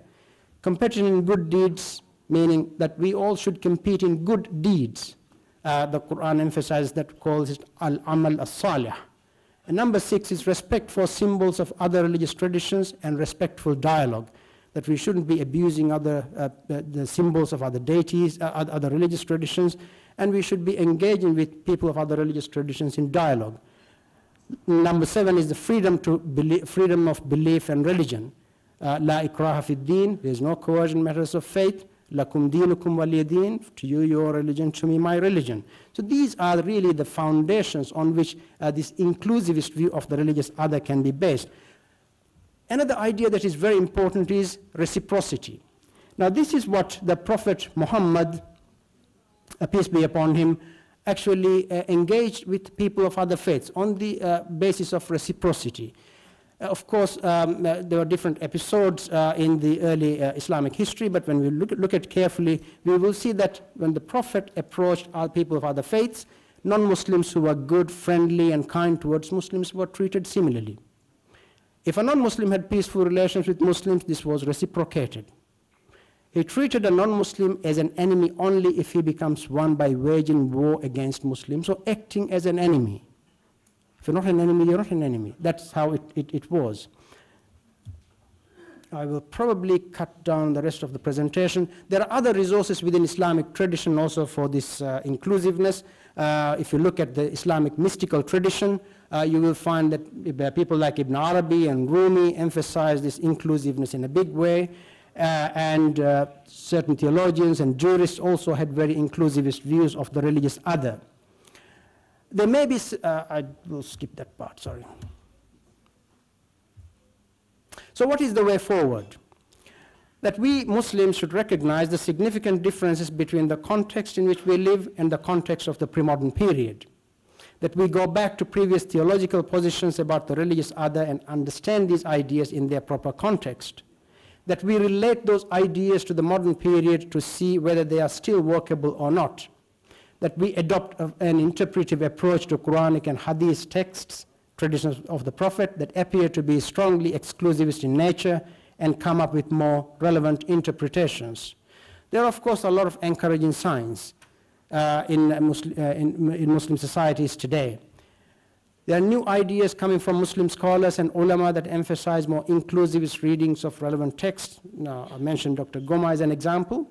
Flourishing of interfaith dialogue projects in which Muslims are participating and contributing. There is also this new emphasis on the foundations of inclusivism, as I summarized on the slide. Now let me make just very briefly a couple of concluding remarks. This issue of how we see the religious other, is it a problem only for Islam and Muslims? Probably not. It is a problem that most religious traditions are facing. Pre-modern discriminatory ideas and practices are no longer appropriate or practical. Such ideas and practices lead to conflict and tension in our plural societies. Social cohesion requires all of us to move beyond intolerant attitudes, and we need to move away from hatred and mere tolerance to acceptance of the religious other. I again summarized this in this slide. One can move from hatred to tolerance to acceptance, partial acceptance to full acceptance. The religious other is a human being like any of us. There is no reason why we cannot come up with an understanding of the religious other that is in line with the metaphors I suggested earlier, that is, the religious other as a brother in humanity. If this is not possible, at least as a neighbor, not as a stranger or an enemy. Thank you.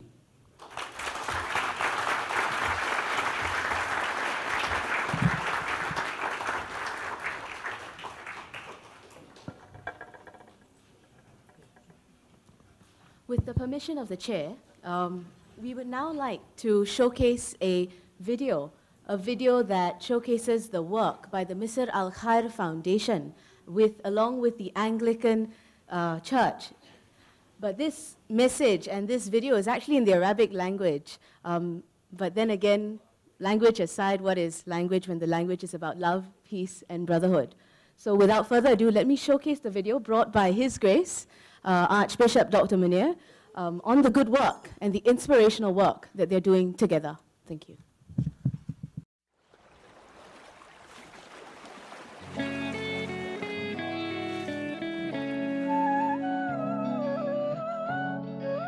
مصر بلد الرسل والأنبياء، البلد اللي أحبها الرب وهبها نهر النيل، شريان حياة بيجري في ربوعها بالخير، وياما قصص كتير بتحكي عن ناس عشقوا مصر. واحنا كمان قصة من القصص دي. القصة ابتدت بدكتور أيرلندي اسمه فرانك هاربر، جاء مصر سنة 1889. فرانك هاربر كان بيحب ربنا، وحبه ده كان دافع لخدمته. زي ما الرهبان بيكرسوا حياتهم، هو كمان كرس حياته لكل المحتاجين للعلاج من شعب مصر. اكتشف ان احتياج الناس بعيد عن العاصمة القاهرة، احتياج أعظم وأكبر للرعاية الصحية والطبية. اشترى مركب شراعي ذهبية وحط فيها خيام ومعدات طبية، وابتدى يسافر بالمستشفى الصغير المتنقل ده للقرى والنجوع، وفي كل قرية كان بينصب خيمة يعالج فيها الفقراء والمحتاجين للعلاج بالمجان.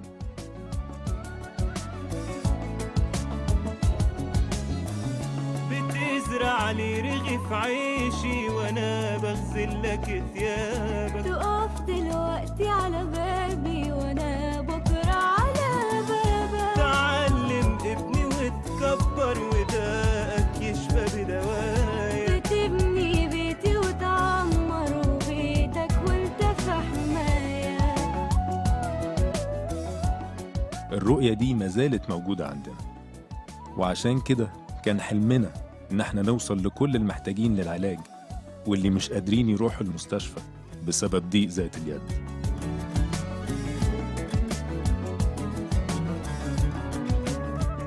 ولكن ربنا حقق حلمنا وقدرنا نجيب عيادة متنقلة، وقدرنا نعمل عدد كبير من القوافل الطبية للقرى والأقاليم البعيدة.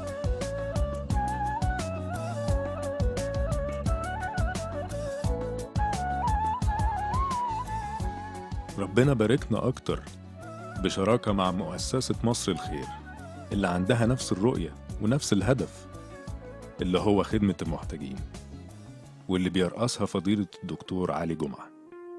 وبحتاج لك وتحتاج لي، ما بينا ألف حلقة وصل، وبشبه لك وتشبه لي في حب الخير وطب الأصل. ماليش غيرك أكيد لكن محدش فينا مختار حد، أنا وإنت حكاية ناس مقاسمين الحياة مع بعض. وجودك شيء مكملني لأني لوحدي مش هقدر. ملامحك كلها وكانت ثمار الشراكة دي عمل 33 قافلة طبية في تخصصات الرمد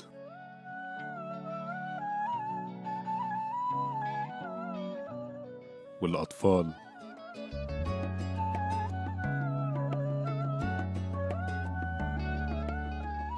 والبطنة والأسنان والعظام والنساء. ونتاج القوافل دي علاج ما يقرب من 5000 مريض على مدى عام كامل. وكمان ربنا قدرنا ان احنا نصرف الدواء مجانا للمرضى، ونتمنى ان الخدمة دي تكبر ونقدر نوصل لكل مريض محتاج في المنوفية والبحيرة.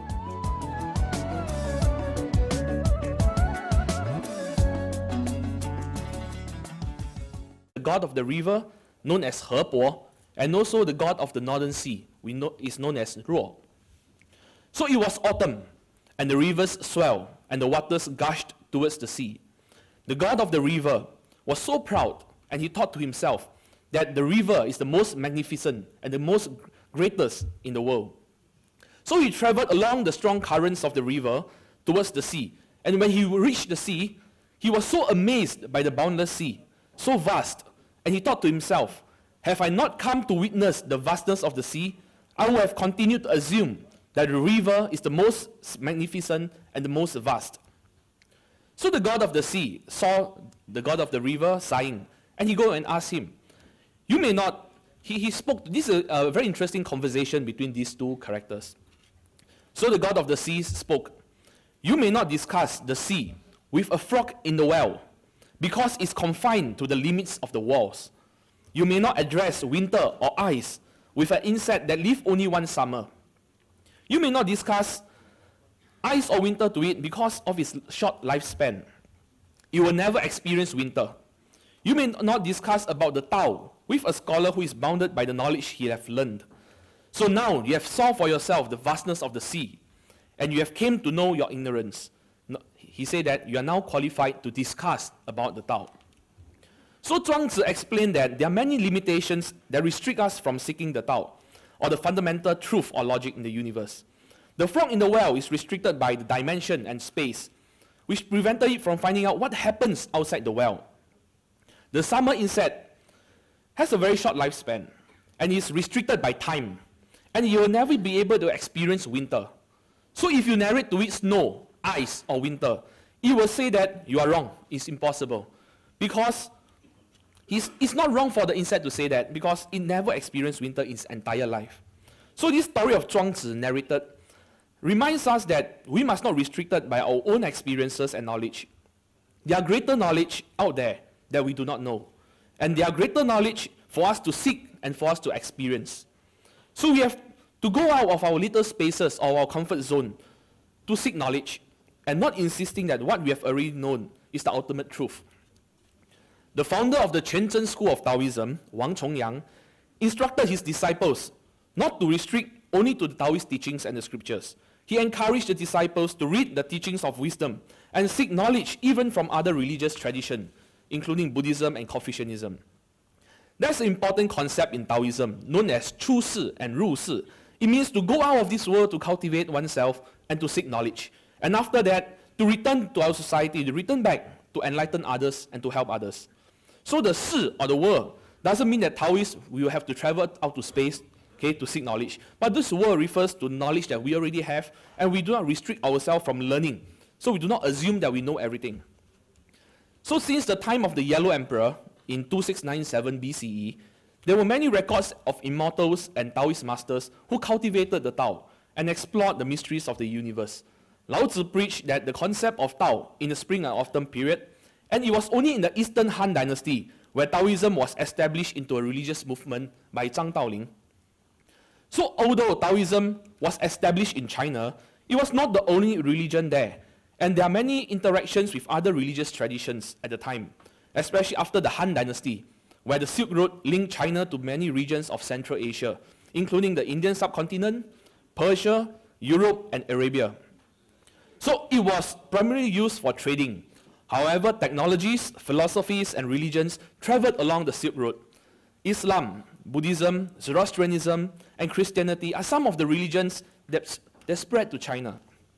If you have been to Xi'an to see the Terracotta Army, okay, so in the city you will notice that the Great Mosque of Xi'an is situated very, very near to the Taoist city god temple, which is a very important temple to the Taoists. So there's a saying, hundreds of rivers flow towards the sea. Because the sea takes in all the water, it can be the greatest. In Chinese, we call 海纳百川，有容乃大. One can only be great if we can embrace and accept. Taoists aspire to live and have a harmonious and peaceful society where plants, animals, and all things in the universe coexist peacefully, and to understand the nature of all things in the universe. Man has also to understand how to live harmoniously with the environment and adapt to different climates or different terrains, and also not to harm anyone in the process. The last chapter of the Tao Te Ching, which is the main scripture that we have in the Taoist faith, he says that the way of the heavens benefits all and harms none, and the way of the sage is to follow the way of nature and not strive with anyone. So let us use trees as an example. At the bottom of the trees, they are the roots, or in Chinese we call the 根本, okay, the roots of the tree. And at the top, the extreme end of it, okay, is the 末端, means extreme end. They are the flowers, branches, leaf, and fruits. So when we compare two different species of trees, we will find that the flowers and the fruits have the most differences.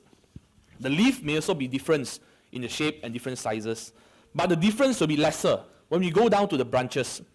There will be even lesser differences if we look at the trunk of the trees, and we can find, as we go down towards the roots, we may not even find much differences if you are not experts in trees.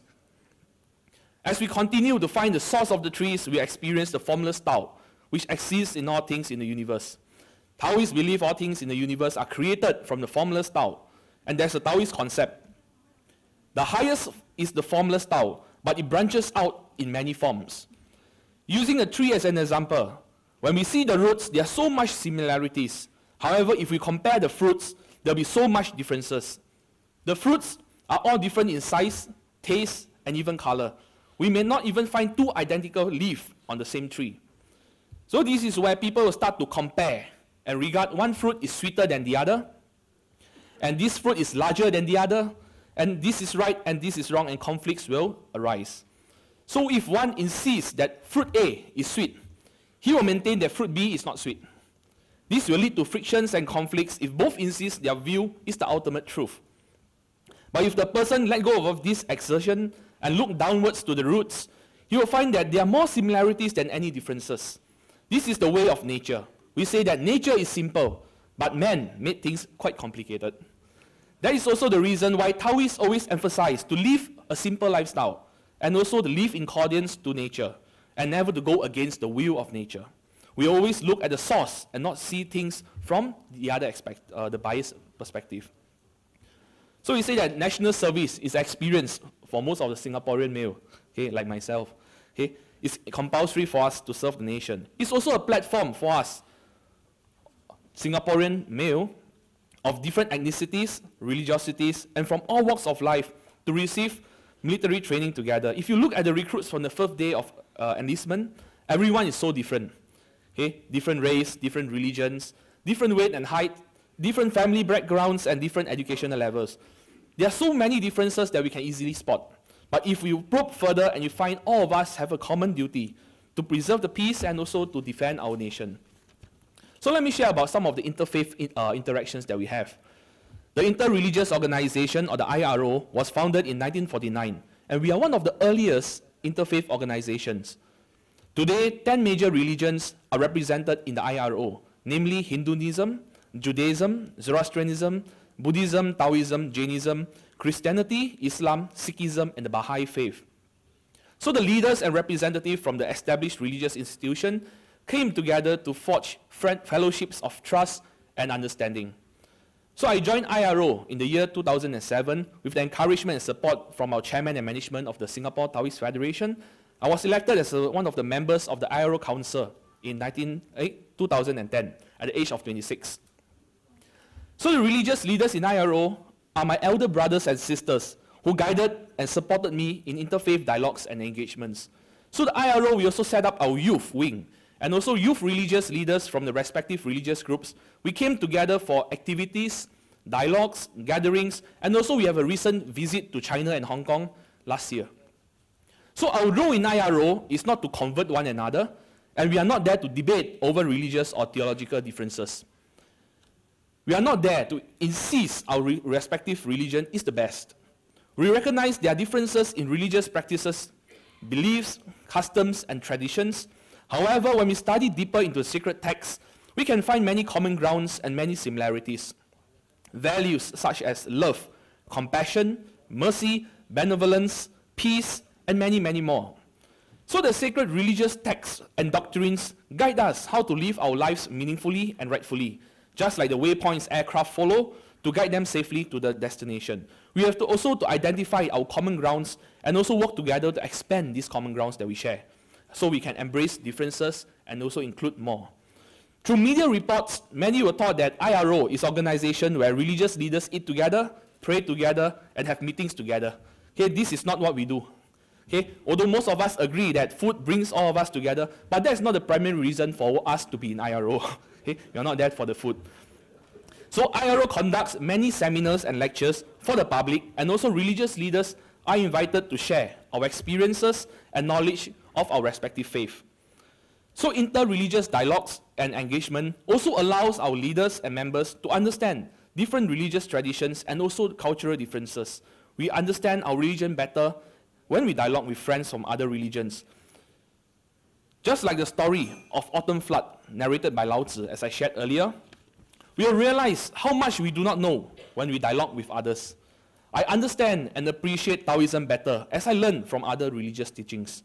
So we can say that inter-religious community is a very closely knitted one. And all the religious leaders have their own, all of us have the mobile phone numbers of other religious leaders. Okay, we are just a phone call away.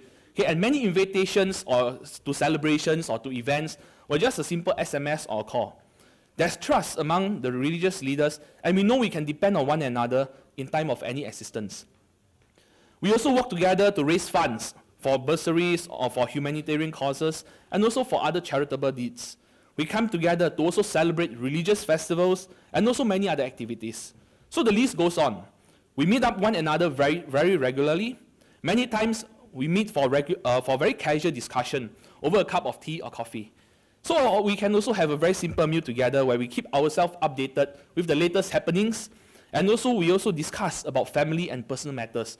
So we are more than just members of an organization. We are not just members of IRO. We are just like a big family, a very big inter-religious family. So it's very heartening to see youth participation in interfaith dialogues and engagement. Many of the religious organizations establish youth groups, and many youth interfaith dialogues were organized. It's very important for the youth to be involved in interfaith engagements together with the senior religious leaders, so they will be able to appreciate and understand how to engage in interfaith dialogues, and most importantly, to ensure that these dialogues and engagement will continue. The IRO youth, we meet regularly for fellowships, and we hope to reach out to more young Singaporeans and also newer young new immigrants to understand and truly appreciate our multi-religious and multi-ethnic Singapore. Of course, there are many challenges that inter-religious communities have to overcome. Social media and internet are great platforms for us to share the religious teachings and also the work that we do. However, it's also a channel for people to create hatred and spread untrue teachings to confuse and misguide the people. So religious leaders play a very important role in leading our flock and also, most importantly, impart the correct values to the congregation. Lao Tzu, one of the main figure in Taoism, Lao Tzu preached that a journey of 1,000 miles begins with the very first step. If we want to achieve religious harmony, we have to find peace within ourselves first. So in the last chapter of the Tao Te Ching, Lao Tzu reminded us, and he said that reliable and true words may not be nice to the ears. Beautiful words are not true. The wise and the enlightened will not bother to brag about their knowledge or to argue. But those who argue are not knowledgeable. So an enlightened person does not withhold his knowledge. The more he shares, the more he learns. So I'd like to conclude my sharing from a verse from the IRO invocation, which we'll recite at every IRO council meeting.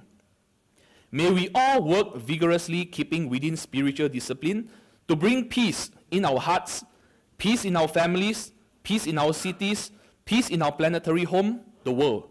So if you would like to know the complete invocation that we use, do visit our website at www.iro.sg. Okay, thank you very much and have a nice day.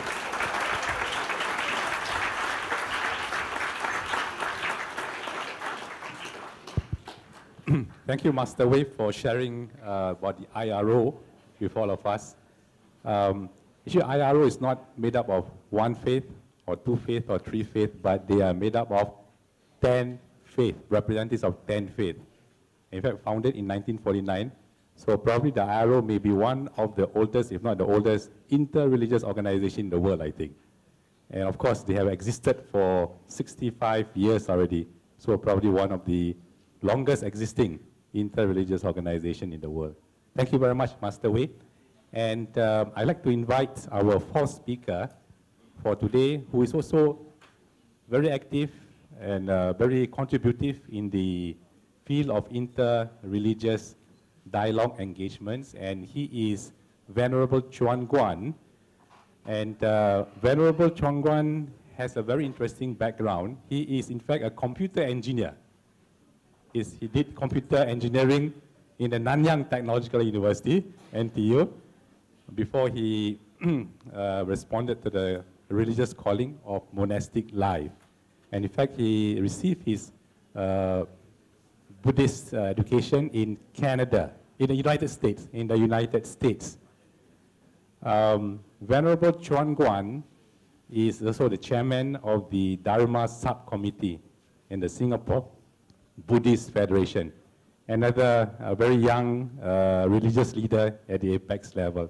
Can I invite Venerable Chuan Guan, please?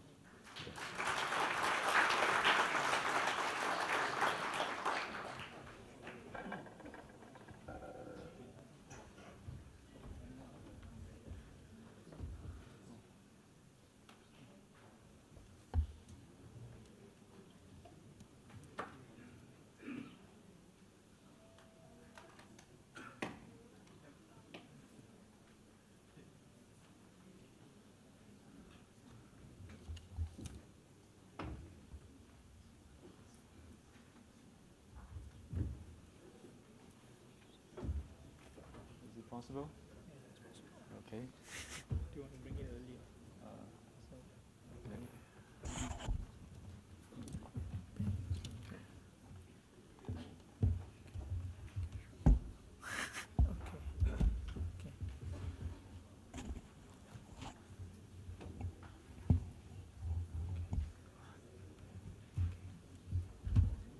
Let's use that. Okay, I'll hold on to it. Thank you very much. I was wondering whether I have to start the talk by saying good afternoon. Good morning to my fellow esteemed speakers, Venerable Guang Ping, and my dear friends, brothers and sisters, a very good morning. My name is Chuan Guan, and I'm a Buddhist monk, also a human being. Sometimes in IRO sessions, we will introduce ourselves and also our background. And most people will say, hello, my name is so-and-so, and I was born Buddhist, so I'm so-and-so, I'm born a Christian, I'm born a Muslim, and so I usually would say I was born a baby.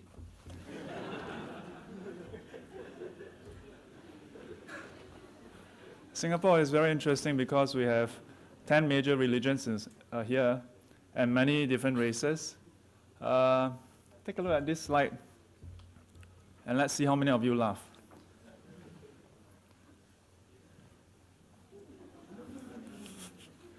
In the Chinese Zen tradition, there's this practice of not saying too much. But it looks like I have to explain because you're not laughing. This person goes to Lim Clan Association and then try to ask for Mr. Lim. Still not laughing. Because everybody in Lim Clan Association are Lims, you know. So you go there and ask for Mr. Lim, you don't know who they are looking for. Small things like that is crucial to understanding. And it goes beyond the scholarly understanding research, but really appreciating the small little nuances, yeah, on the ground. And to that end, my peer, Master Wei, has given you all the whole backdrop. So in many ways, I feel like I'm doing a summary of all the talks. So he gave you the words, I give you the picture. They say that a picture is worth 1,000 words, so that's 4,000 for you.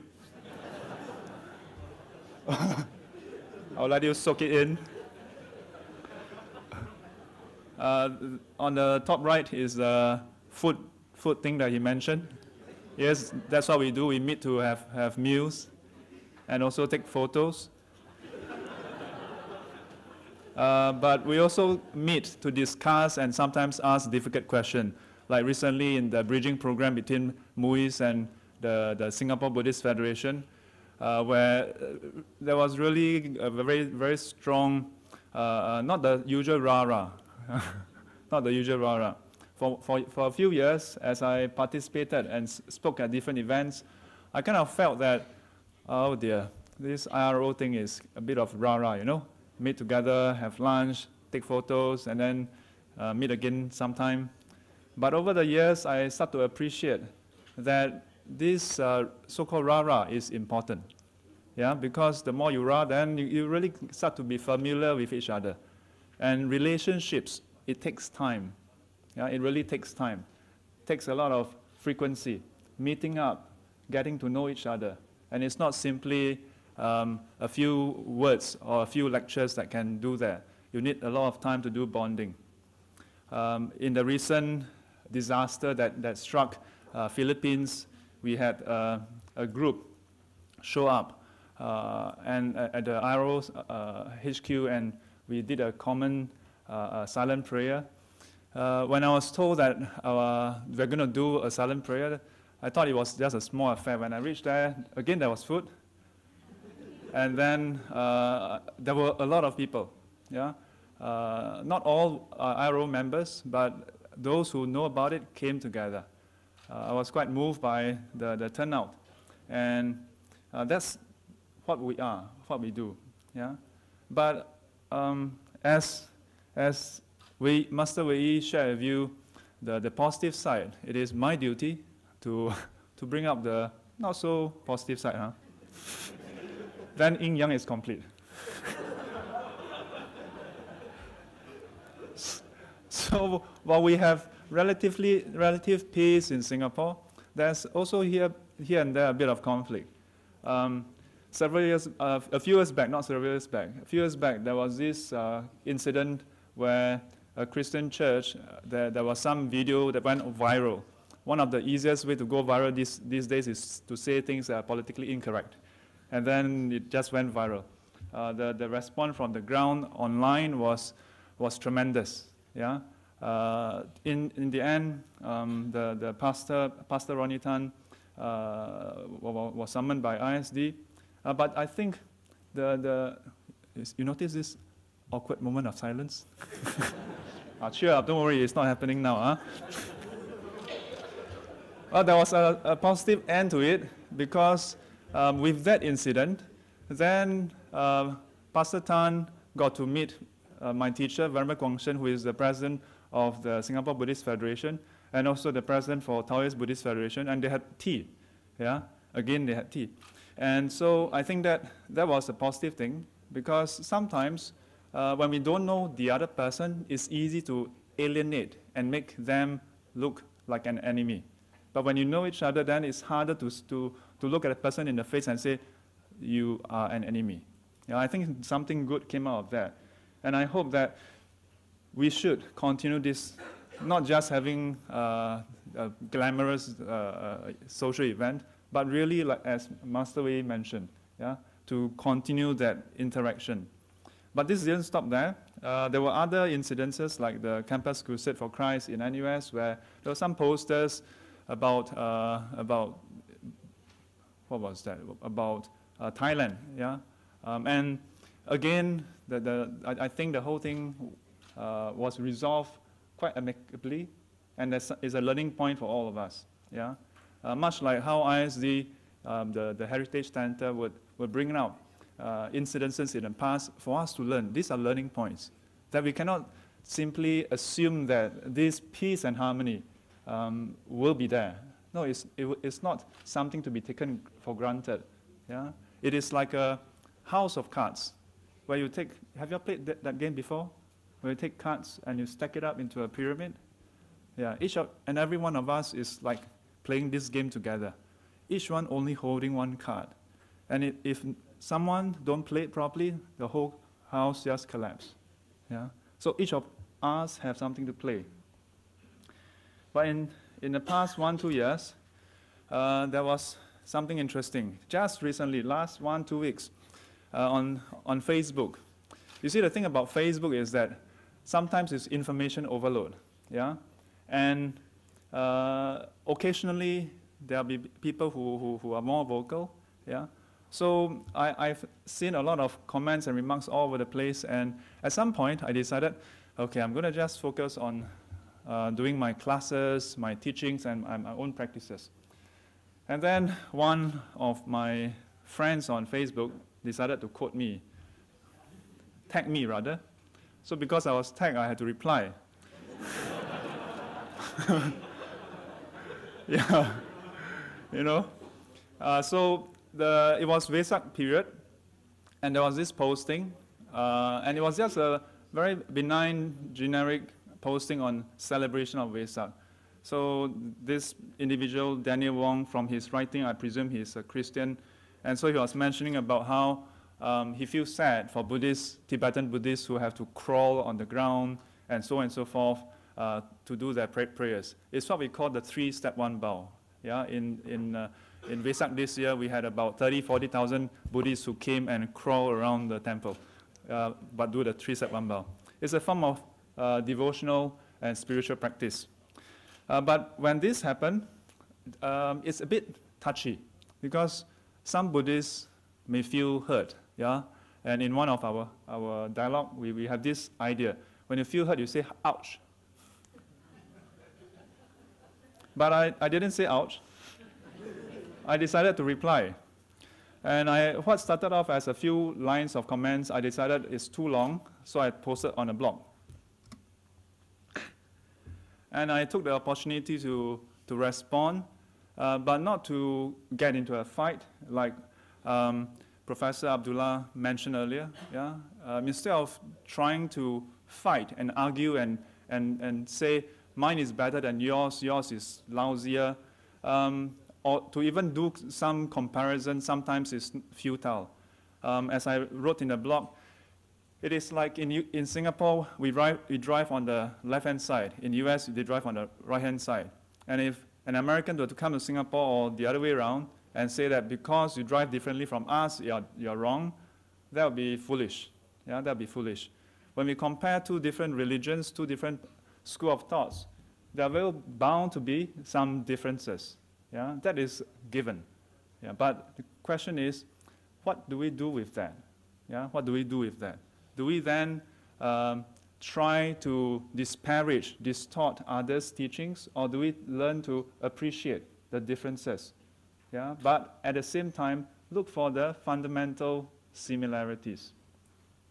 In the Buddhist teaching, we are not strangers to conflict in ideas. This is what the Buddha advised. In the Buddha's time, many of his disciples came from students from other schools who came to question him, challenge him, to try to defeat him. And some of them still disagree after the conversation. Many of them agreed and became his disciple. Now, in one of the sutta, the Buddha advised that if someone were to dispraise me, dispraise the teachings that I gave called the Dhamma, dispraise the Sangha, the community of the monks and nuns, then what should you do? Yeah? If you were to give way to resentment, displeasure, or animosity, and have that in your heart against them, then that is not the right way. That you are not my disciple. Yeah? For if you are like that, can you hear what the person is speaking? Yeah? And this is not just about interreligious relations. Even in our normal life, sometimes we get into a heat of argument. I myself, I've often, okay, maybe not so often as a monk. But I'm not enlightened yet, you know? Yeah, it's a common practice in the Buddhist tradition to make ourselves look bad. Now, sometimes when we read emails, we tend to perhaps jump into conclusion and quickly reply, write a retort, only to regret the next day. Yeah? The Buddha's advice, there was no email back then, but he advised that we should stop and listen. Yeah? Listen so that you know what they are talking about. If it's not true, then simply refute it. State what is being taught. Yeah? That is the right response. But he didn't stop there. He says, if someone were to praise me, my teachings, or the Sangha, the community of monks and nuns, you shouldn't just get, oh, good job, you know, woohoo. You shouldn't do that as well, because when you do that, then it becomes an obstacle for yourself. If it is true, you should simply acknowledge that yes, your comment is true. If it's not true, then, well, it's okay. Yeah? This comes from the Digha Nikaya, the long discourses of the Buddha, under Brahmajala Sutta. You can take a look online. Now, what is Buddhism? Buddhism is a religion of love, compassion, and wisdom. We often start with the Four Noble Truths, suffering. Yeah? I decided, leave you all with lesser suffering today. But at the core of it, why do we talk about suffering? Because all of us experience it. This is our common humanity. And that is the purpose of Buddhism, to remove suffering. Love and compassion. In Chinese, 慈能娱乐，悲能拔苦. Love has the quality of giving joy, happiness, wishing for others to be happy. Compassion has the quality of removing suffering. And again, I must tell you, I'm not an enlightened monk. So in our Buddhist tradition, we have this teaching, Sabbe satta sukhita hontu, may all beings be well and happy. 愿一切众生离苦得乐. But I should say that in my 12 years, I know all these verses. But to be honest, I don't completely feel that way. It's not easy to feel that way when you have people coming to criticize your religion, you know. But this is the Buddha's teaching. So I thought, well, but one day when I was in my room and I was looking at some video on YouTube, it's a generic video. It's not a religious video, not a Buddhist video, but some generic video, inspirational video. And as I was reflecting, I was thinking, does it really matter what people believe in? Even if they do not believe in my teachings, in the Buddhist teaching, if they are a Taoist, a Christian, a Muslim, a Sikh, why should I think that they do not deserve happiness? Why? It shouldn't be. And that night, not many days, but that night, I think I felt something. Yeah, I had that perhaps deeper appreciation for what the Buddha was talking about, love and compassion.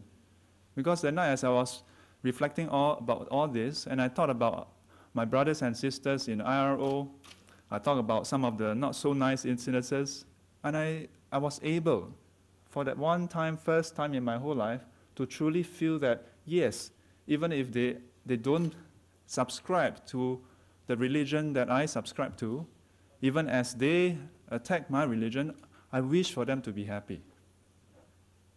I wish for them to be happy. Love and compassion in Buddhism is founded in wisdom, because at the end of the day, the central teaching is that all things arise from the mind. The way we think, the way we see things, can shape how we look at it. In a short while, I'm standing between you and lunch, I think. Whether you like that food or not has a lot to do with what is inside you. If halfway through eating through the meal, you receive a bad message, a bad news, instantly there's no tastiness in the food. But while you don't taste the tastiness, somebody else may still find it tasty. And in a short while, maybe when you reply, you find that it was a wrong message sent to the wrong person. Instantly, your appetite comes back. Instantly, it is delicious again, and you may go for a second helping. This is the fundamental teaching, one of the core teaching, not about food, but about the principle of all things, that all things are dependent arising.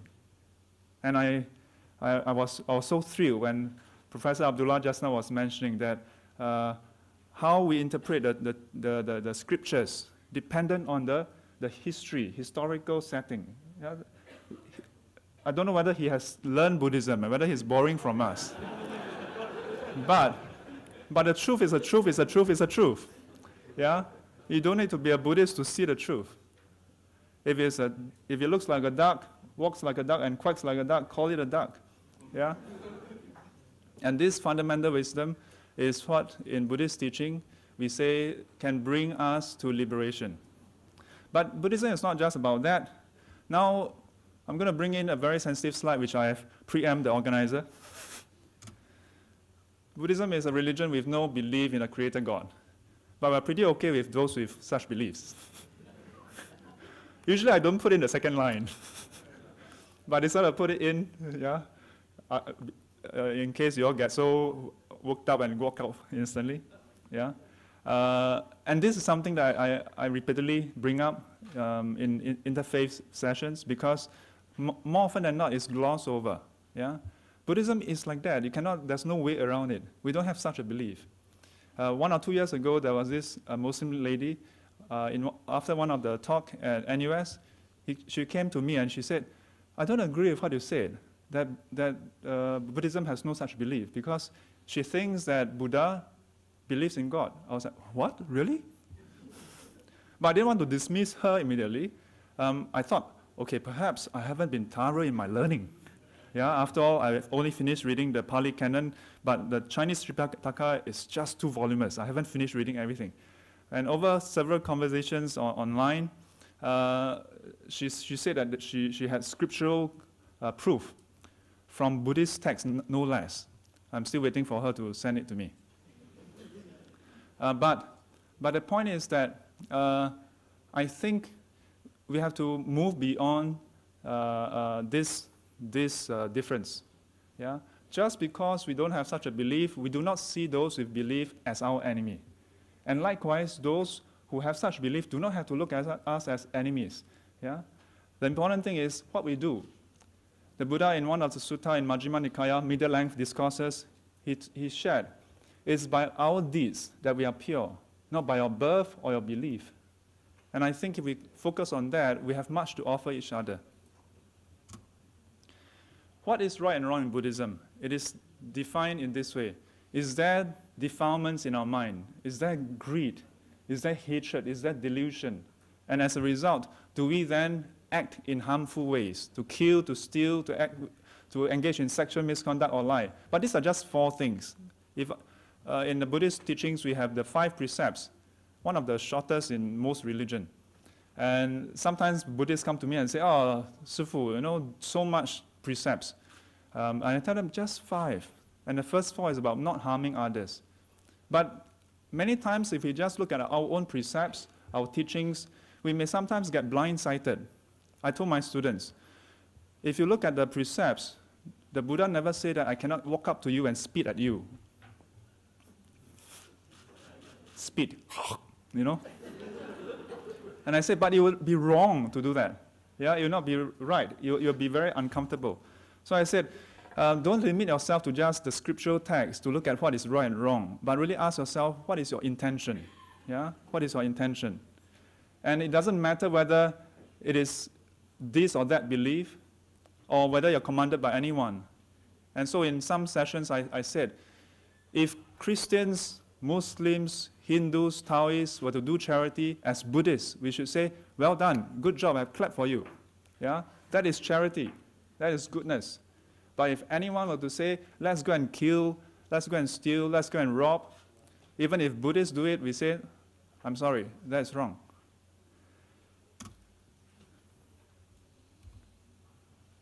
So fundamentally, the teaching in Buddhism, one of the key teachings is law of causality, cause and effect, that there are consequences both in this life and in future lives. We are responsible for our own action. And some people ask, but how does it work without someone, managing it? So I said, well, Isaac Newton discovered the law of gravity, but he's not there to make your iPhone drop. You cannot blame him for cracking your phone. Yeah, he just discovered this universal law. The Buddha discovered that, he observed and saw that, well, if you do something, there are consequences. We don't impose that on anyone. We just say, if you want to have more peace and happiness, you may not want to do those that is harmful. Be mindful of one's deeds, speech, and mind. The first two are external expression, but they all start from the mind.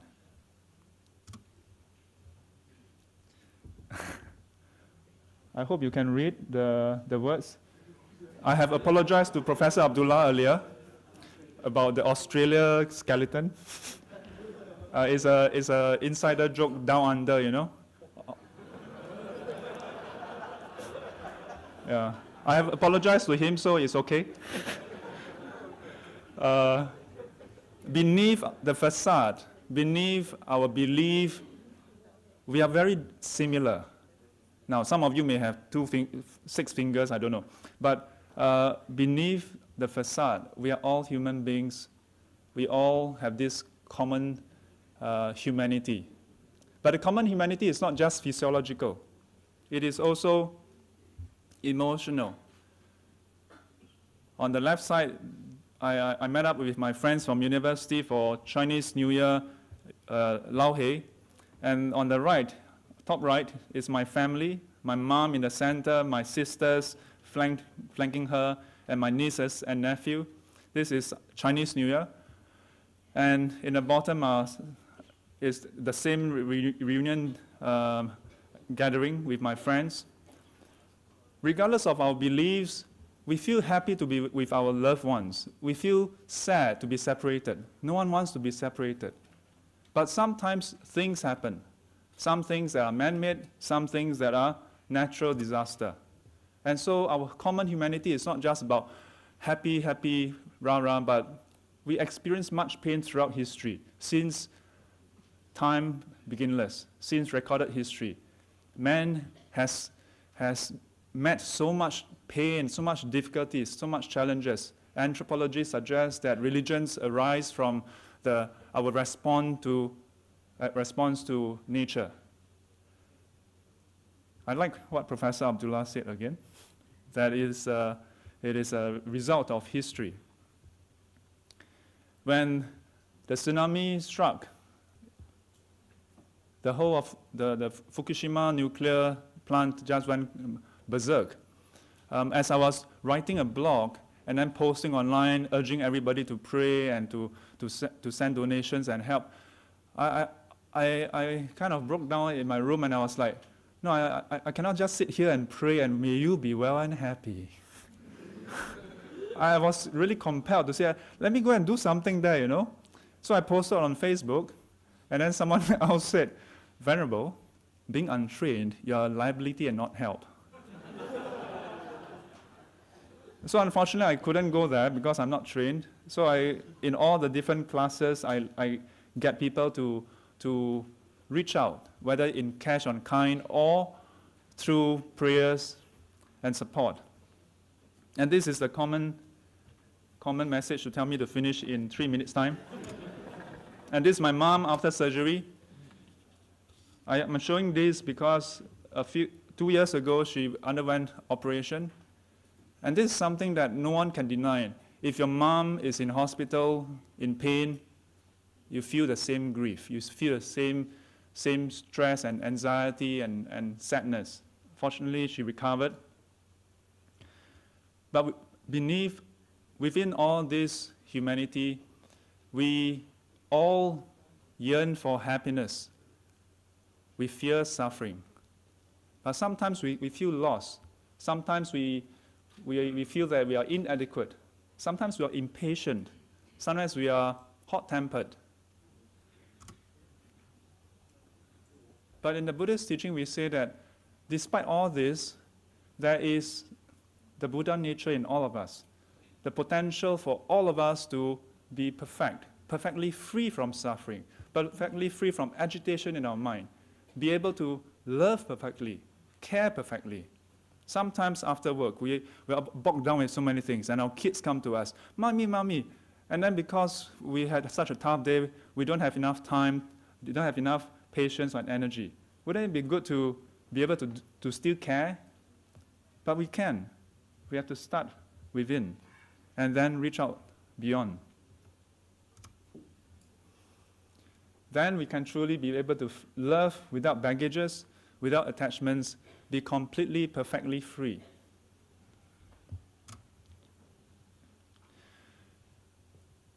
While we may have different religion, in the Buddhist tradition we say that it comes from the many lives, different affinity and inclination. Yeah? But we all, so far as I heard, we all have love in our religion, compassion in our religion. It is almost as though we discuss our slides, yeah, but we didn't. And I'm very happy to say that that being the case, let us focus on that. And let us love and care for one another, regardless of that person's language, race, or religion, if I can quote the Singapore Pledge. But this message also comes from the Buddha's teaching in the Metta Sutta. Metta is love or loving kindness for all sentient beings, not just those of our religion, but for all, including non-human beings. Lastly, I want to conclude with this line from my blog. We don't need to be the same to be friends. We don't have to be enemies just because we are different, because we are all hungry now. Thank you very much.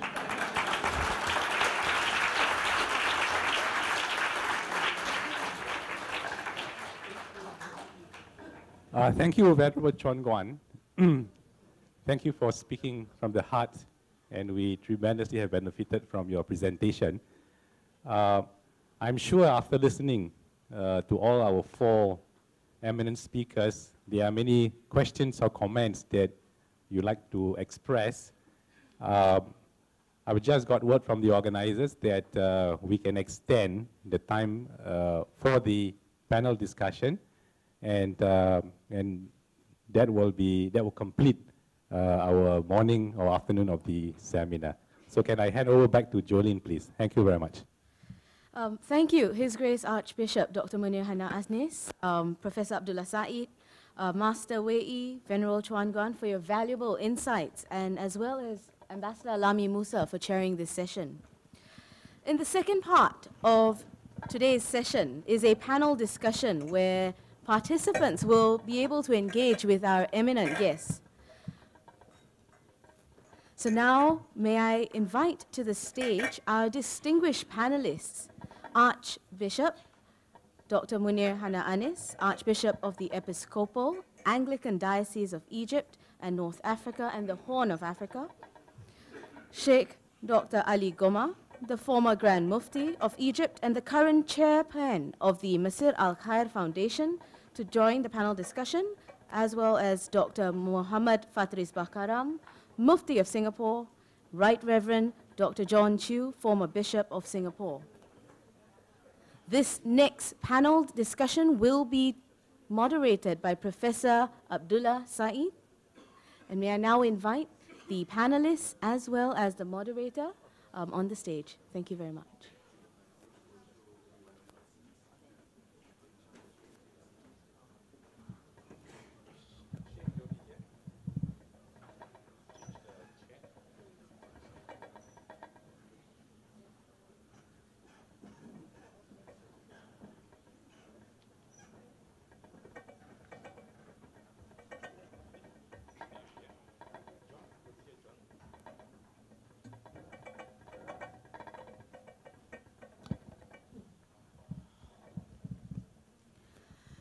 May I now hand the floor over to our distinguished moderator, Professor Abdullah Saeed. Professor Abdullah Saeed, please. Assalamu alaikum. We have been listening to various speeches for the last 2.5 hours. There is probably a limit how far we can go on without maybe a bit of movement. So may I suggest that all of us perhaps stand and stretch and then sit down.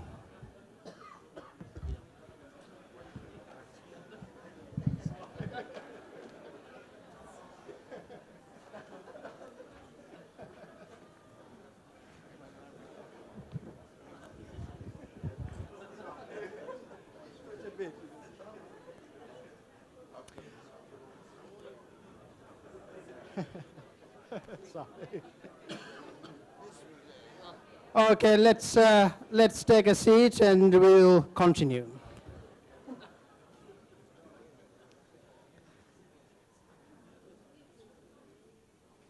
So we will start. We have roughly 1 hour for this session. And I'm sure all of us are hungry and waiting for the lunch, and hopefully, not hopefully, inshallah, we will finish within the hour. Now, welcome to this panel discussion. We had very interesting papers presented, first by Dr. Ali Goma yesterday, an extremely insightful and very relevant paper, and today we had a number of other very interesting and relevant papers presented by various speakers. We have 4 wonderful panelists who are going to address a number of issues of interest to us and concerns to us. His Eminence Sheikh Dr. Ali Goma, former Grand Mufti of Egypt, His Grace Archbishop Munir, and His Eminence Mufti Muhammad Fatris Bakaram, and the Right Reverend John Chu. A wonderful speakers and panelists who are going to help us deal with some of the difficult issues. Various papers, actually, various presenters presented, and also perhaps other issues of interest to us. Since Dr. Goma and Archbishop Munir have already spoken, the plan is to invite both the Mufti and the Reverend John Chu to say a few words before we get into Q&A. So may I now introduce very briefly the first speaker, Mufti Fatris, Dr. Muhammad Fatris Bakaram, who is the Mufti of Singapore, a highly respected Islamic scholar and lecturer. Dr. Fatris studied Islamic sciences. He received his early education at Madrasa Al-Junaid Al-Islamiyya in Singapore, and before continuing his tertiary education at Al-Azhar University. And then he did his PhD in the UK. Prior to his appointment as Mufti of Singapore, he was the principal of Madrasa Al-Irshad Al-Islamiyya in Singapore and director of the Office of Mufti at the Islamic Religious Council of Singapore.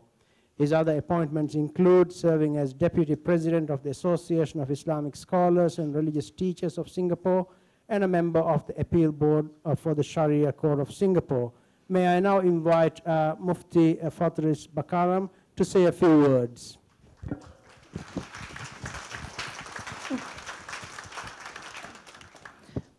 Assalamu alaikum and a very good afternoon to everyone. Ladies and gentlemen, just before the panel, went up the stage, I had some whispering with Reverend John Chu, stating that we don't have much time, so it's best for us to let the audience to ask important questions to our two prominent guests rather than both of us local religious leaders to express our views extensively. But I think, allow me to express my understanding of what we have heard throughout these 2 days of this seminar. We can see that naturally a human being would feel much happiness in having friends rather than having enemies. It is a source of happiness for a human being to have peace rather than being in conflicts.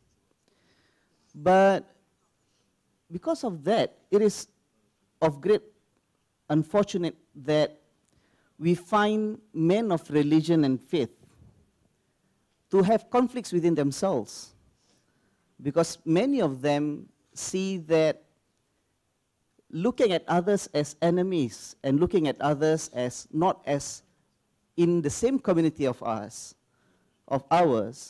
is part of religion. I think that will cause the non-existence of peace within ourselves. And that is why I totally agree with what Sheikh Ali Juma said yesterday, that to have an interfaith dialogue with others, a religious person must have that dialogue within himself first. So that's why I can see the importance of the points presented by our prominent speakers from Archbishop Munir, Professor Abdullah Sa'id, and even from other two of my friends from the Taoist and the Buddhist communities, that there is more to religion than the theological part of it. The problem lies within the tendency among some religious people to only look at theology as the faith, ignoring the importance of the human elements in religion. We have a very rich experience in Singapore for the past decades, that we have developed a very harmonious, very healthy social relationship among ourselves of different faiths and different languages and different races. Now that is a very important start for us to have a healthy and positive and productive dialogue in terms of our different faith and different theologies. If we fail to recognize that and we choose to ignore the human aspect of religion, I think that is the cause of many problems that the world is facing today. And I totally agree also with the call for a review and rereading of our texts and our scriptures, as mentioned by Professor Abdullah just now, and also mentioned by Archbishop Munir. One example within our own Muslims tradition, there is this misconception that peace is not the foundation for relations. Rather, it is conflicts. And for some, even for some Muslims, they base this misconception on the very narration or hadith of the Prophet Muhammad sallallahu alaihi wasallam, which the Prophet said, "Al-Jannatu tahta dhilali suyuf." Paradise is under the shadows of the swords. Now, there is a prominent narration by Prophet Muhammad sallallahu alaihi wasallam, which is very much misunderstood and misrepresented by some enthusiastic youth who chose to go into conflicts which has nothing to do with them in order to find paradise. Whereas if we take a look at the hadith and the narration itself, we will find that there is a certain context of that words uttered by the Prophet sallallahu alaihi wasallam. See, The narration starts with his saying, لا تتمنوا لقاء العدو. Do not wish to encounter your enemies. وَسَلُوا اللَّهَ الْعَافِيَةِ. In fact, rather you should ask from Allah subhanahu wa ta'ala or from God safety, wellness, security, rather than encountering the enemies. And these are words uttered by the Prophet sallallahu alaihi wasallam before the start of every battle that he went into, in defending the community that he built in Medina. There were threats by enemies from outside. And when the time comes when the soldiers were ready to get into the battlegrounds, as the army general, he will stand in front of his army and say, do not wish that you will encounter your enemies. Rather, at this point of time, rather wish for peace and safety. At that point of very critical conflict, the Prophet reminds us not to wish for battles and for fights. Thank you.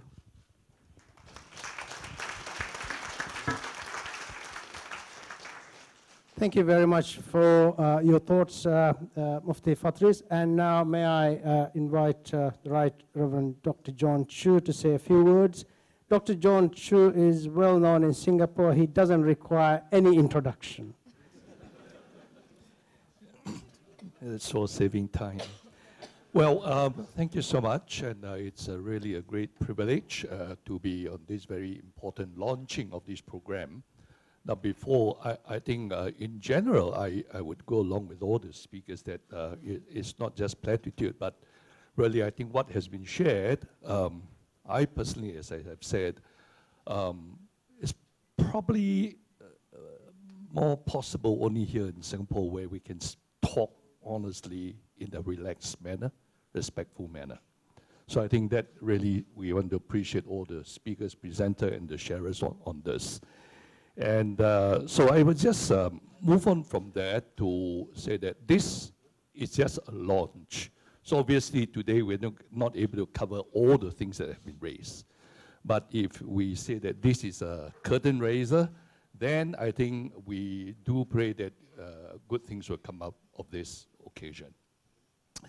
And I think looking at where Singapore is, if I may promote a little bit about the literate dot, is that it cannot be taking place in the more significant or instructive time. Because just the past week or two, there were so many global conferences or summit held in Singapore. The World City Summit, talking about livable, sustainable cities.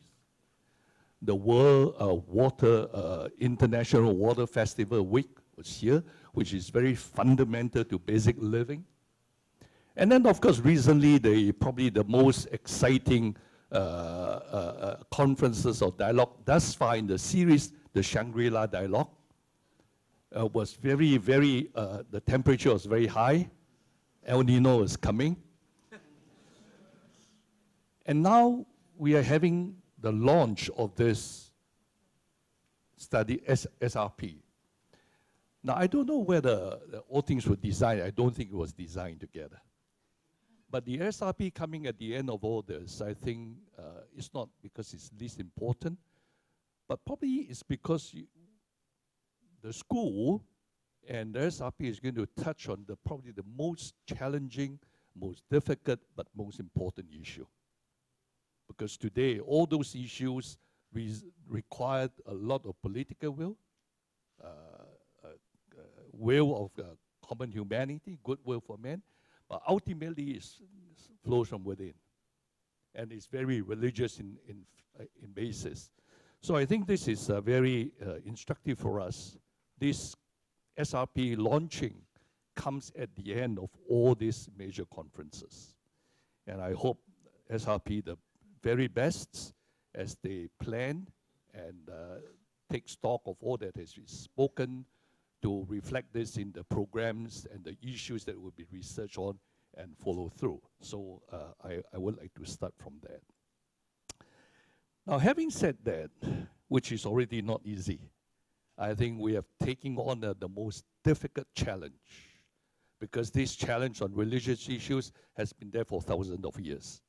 The water issue is more recent, the climate was more recent, but ultimately, so I think and I'm glad it's taking place here, and I believe that here is an environment where we can, even today, these 2 days, we can talk in such a friendly manner, and honest, respectful, mature, not pulling punches, but saying things in a very polite, respectful way. Secondly, I think Professor Sai has reminded us once and again about contexts. I think while the understanding of the pre-modern and even modern context is very, very necessary, the fact remains that the past 25 years, we have been just reminded the 25th anniversary of many, many things, and we just remembered D-Day and various things. So this really modern contexts have probably quite fundamentally changed many things. And I think these contexts have a lot of implications.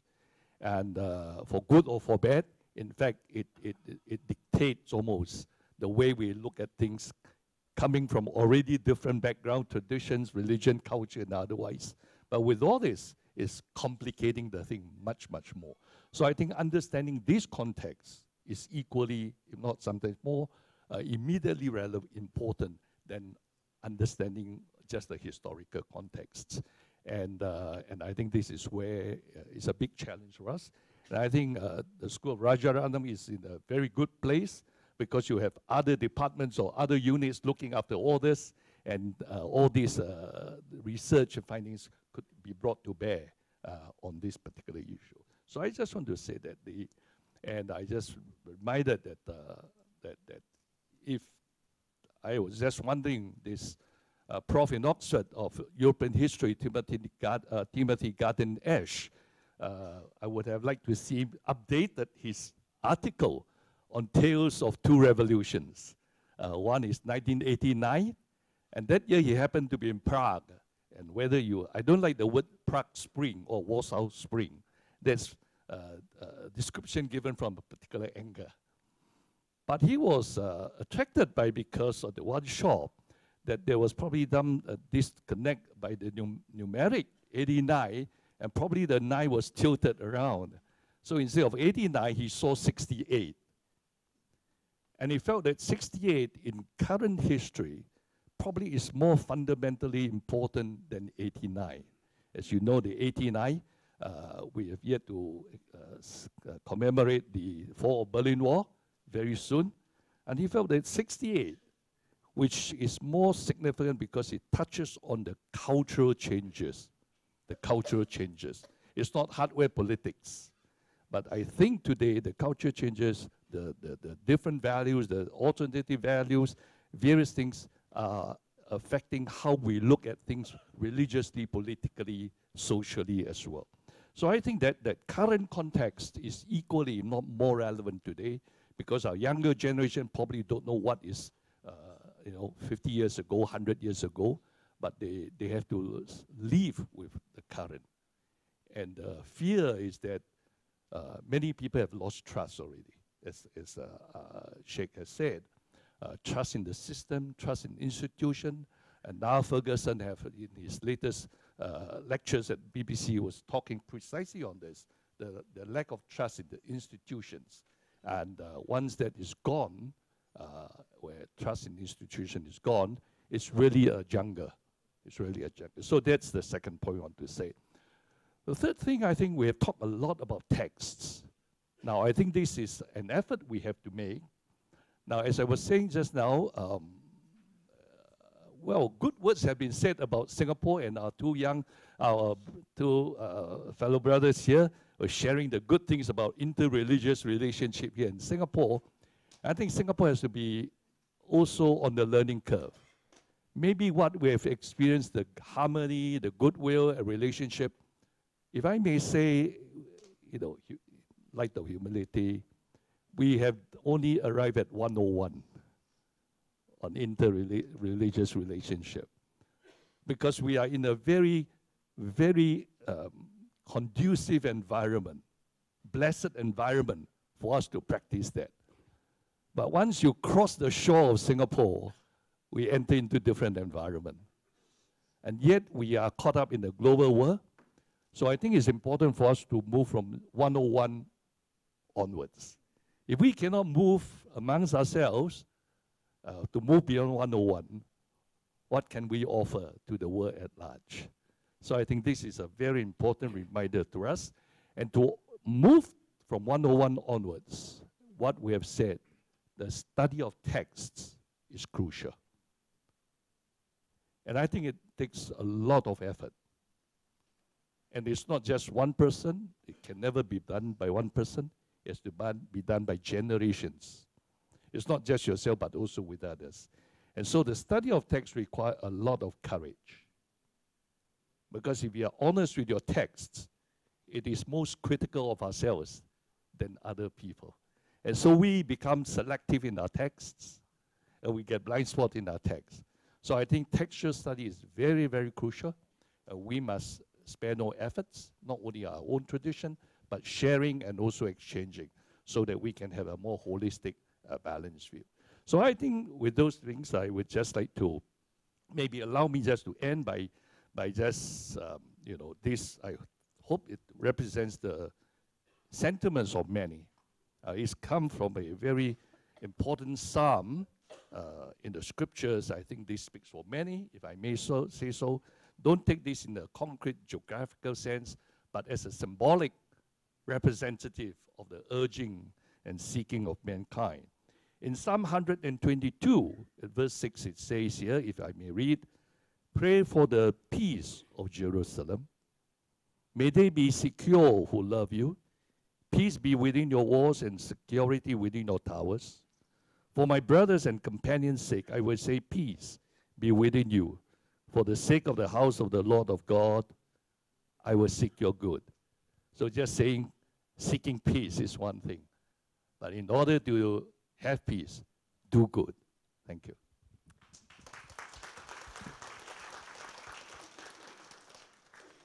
Thank you very much, Dr. John Chu.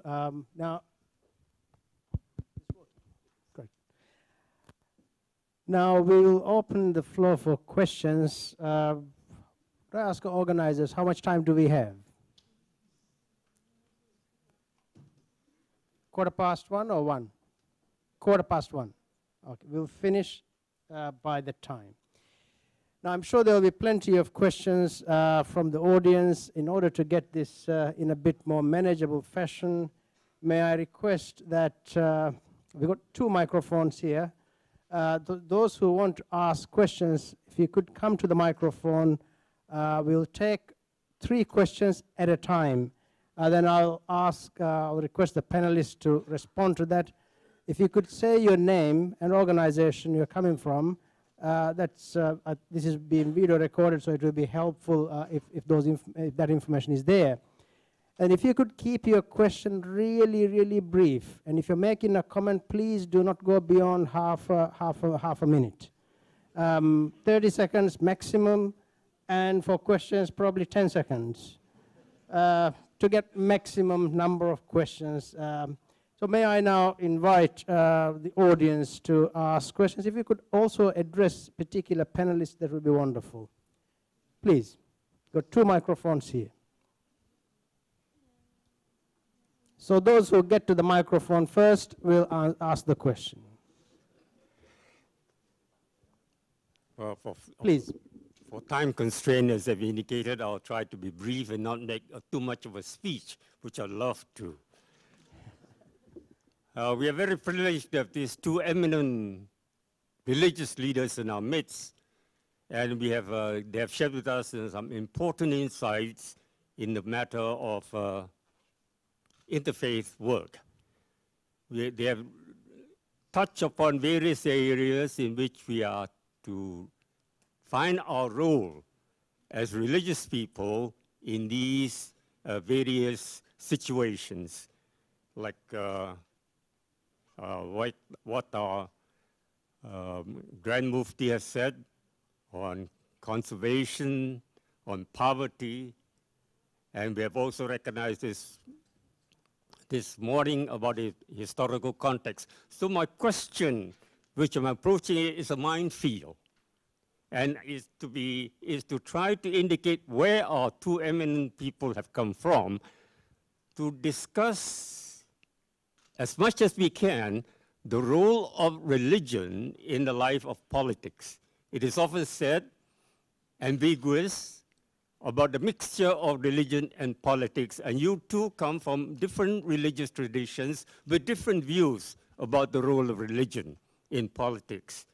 And politics, as we all know, is so important. And I would like your candid comments as to the place of religion, because it's often said that religion does not mix here in Singapore. And we know that, to be realistic, religion will mix with politics if religion agrees with the politics, but not otherwise. So let us have an honest and transparent and candid opinion for those of you who are, for the two of you who are so eminently involved, and particularly allied to this, if you are willing to share with us, not just what you do, for some of us know what you have done, and also to know the present situation in your own country as to, in some sense, what is your hope and aspirations in resolving the conflicts that you have.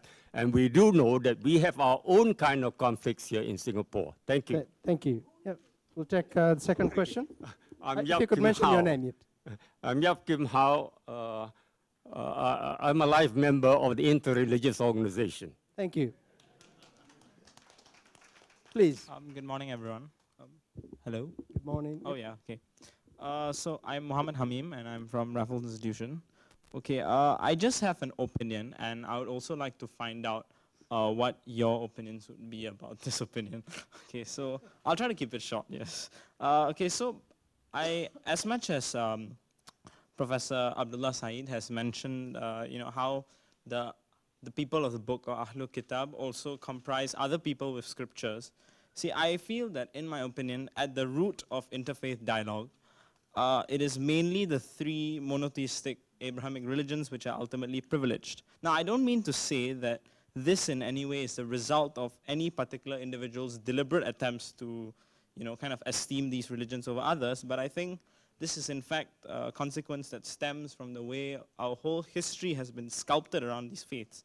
Just as many have criticized, a Western-centric take on human history, I think that with interfaith engagements, a lot has been focused on the role of these three, giants, especially since the West itself has been a significant catalyst in the spread of one of them, Christianity. So the reason why I say that interreligious dialogue is often too deeply intertwined with the Abrahamic faiths is the Abrahamic notion of finding a oneness in plurality. That Judaism, Islam, and Christianity, namely, are three branches of one tree. So the tree of monotheism. So I feel that. The question is. Yeah. So. Okay. What do you think about this idea of finding a common humanity as a remnant of the pervasiveness of these three Abrahamic religions, and how do you think we can reach out more to all faiths in interreligious dialogue while being conscious of this overarching presence of the Abrahamic religions? Thank you very much. Since there is no one at the microphone, oh, sorry, please. Very quickly, so please keep the questions very brief because of the time limitations. I'm from China. My question is addressed to Dr. Ali Juma. In order to make my question more clear, I would like to speak in Arabic. ما هو أساسه الذي تبني عليه علاقة ودية بين المسلم وغيرهم إذ يرى المسلمون أنهم على الحق وأنهم على صراط مستقيم بينما غيرهم على غير ذلك. فبهذا الموقف كيف نبني علاقة الودية بينهم؟ هل الاحترام هو العلاقة الودية أم لا؟ شكرا جزيلا. Thank you. The last question was about, we'll come to the second round. The last question was about the basis on which the relationship between Muslims and others should be. The question was addressed to Dr. Ali Goma. Now we have 3 questions. Who's going to start? The first question about religion and politics. Perhaps Dr. Munir might be. I think religion or follower of religion need to keep away from politics. Can you hear? Can you hear me? Yes. I think religion and politics are very different, and religion and religious leaders need to keep away from politics, because mixing religion and politics and play politics by religious leaders is very dangerous and very risky. However, because I'm speaking as a Christian, we have a verse in the Bible that we need to work for the welfare and the peace of our city. We need to promote the peace and the welfare of our city. And this is very much in the hand of the politicians. So in a way, we need to raise our voice as a conscience of the nation. And if there is something wrong, we must say there is something wrong here. If there is injustice, we need to address injustice. In a way, what we need is to be a prophetic voice for the nation, but not to get involved in politics. And also, one of the important things for the success of any country in politics, in economy, in everything, is the national unity. And religious leaders need to play very important role in promoting and enhancing this religious harmony and the national unity. And I think these are the 2 areas. To be prophetic and to enhance the national unity are the 2 areas where religion can be in politics, can play a part in politics. Thank you. Dr. Goma?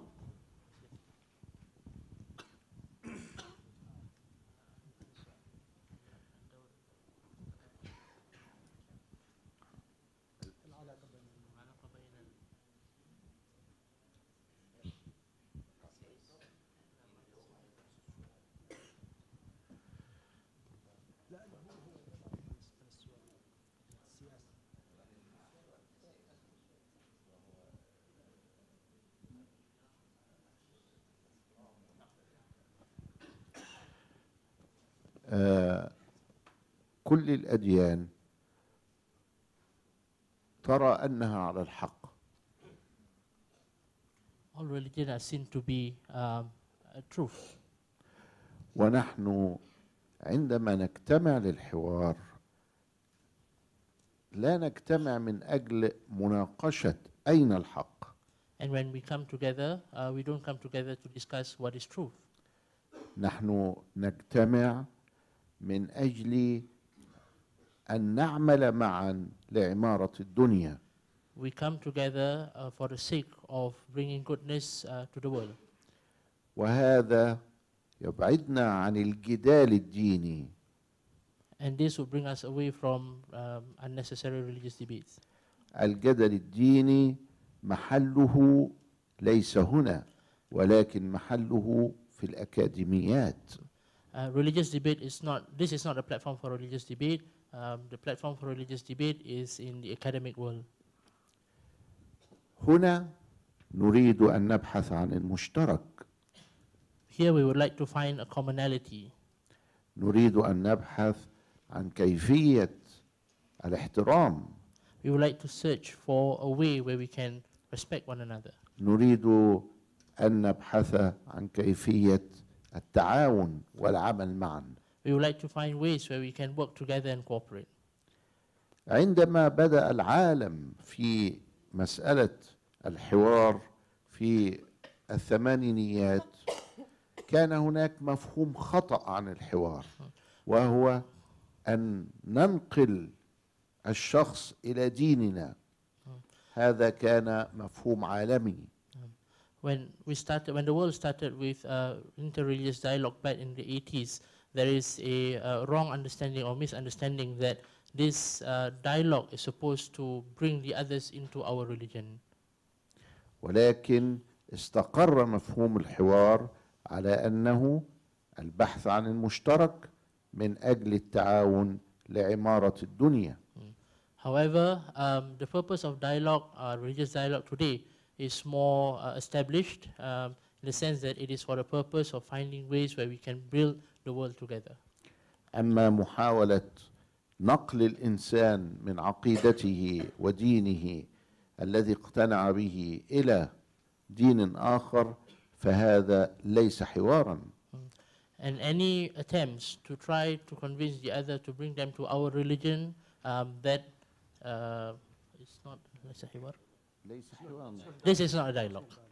هذا يعني نوع من أنواع التبشير أو الدعوة. This is part of وليس حوارا. evangelical and proselytization and not a dialogue. فنحن لا نناقش في من الحق. And therefore we will not speak who is true or more true. هل هناك حقيقة؟ وهل هي حقيقة لها وجه واحد؟ And we will not speak of whether there is truth or whether the truth has many faces. بعض الفلاسفة يقول أنه ليس هناك حقيقة على الإطلاق. Some philosophers will say that there is no truth at all. نحن نقول إن هناك حقيقة. And we say that there is truth. ولكن لا ندعي أننا نملك الحقيقة. However, we do not claim that we are the only sole truth. ولكن نحن نعتقد أننا نملك الحقيقة. However, we believe that what we believe in is the truth. وهناك فرق كبير ما بين أنني أعتقد أنني أملك الحقيقة وبين أنني أملك الحقيقة وغيري لا يملكها قطعا. And there's a difference between me saying that what I believe is the truth and another view which says that what I see as the truth is the only truth and the others does not hold that truth. قال تعالى في القرآن Allah says in the Quran, قل إن وإياكم لعلى هدى أو في ضلال مبين. Say that I and you, we are probably on the true path or we could be led astray already. إذن ويقول سبحانه وتعالى ثم ترجعون إلى عالم الغيب والشهادة فينبئكم بما كنتم تعملون. And Allah says also that you will return to Allah subhanahu wa ta'ala where He will tell amongst you who is the truthful one.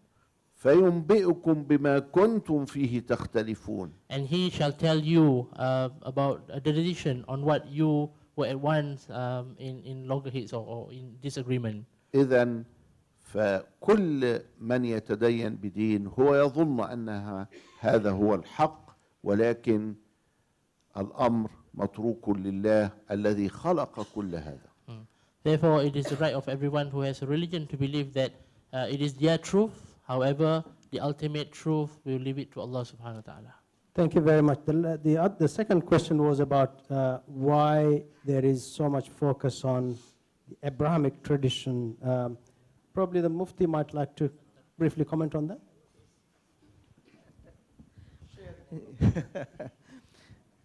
I think that there is a natural question that will be raised because we know that the three Abrahamic faiths share the same belief in one God.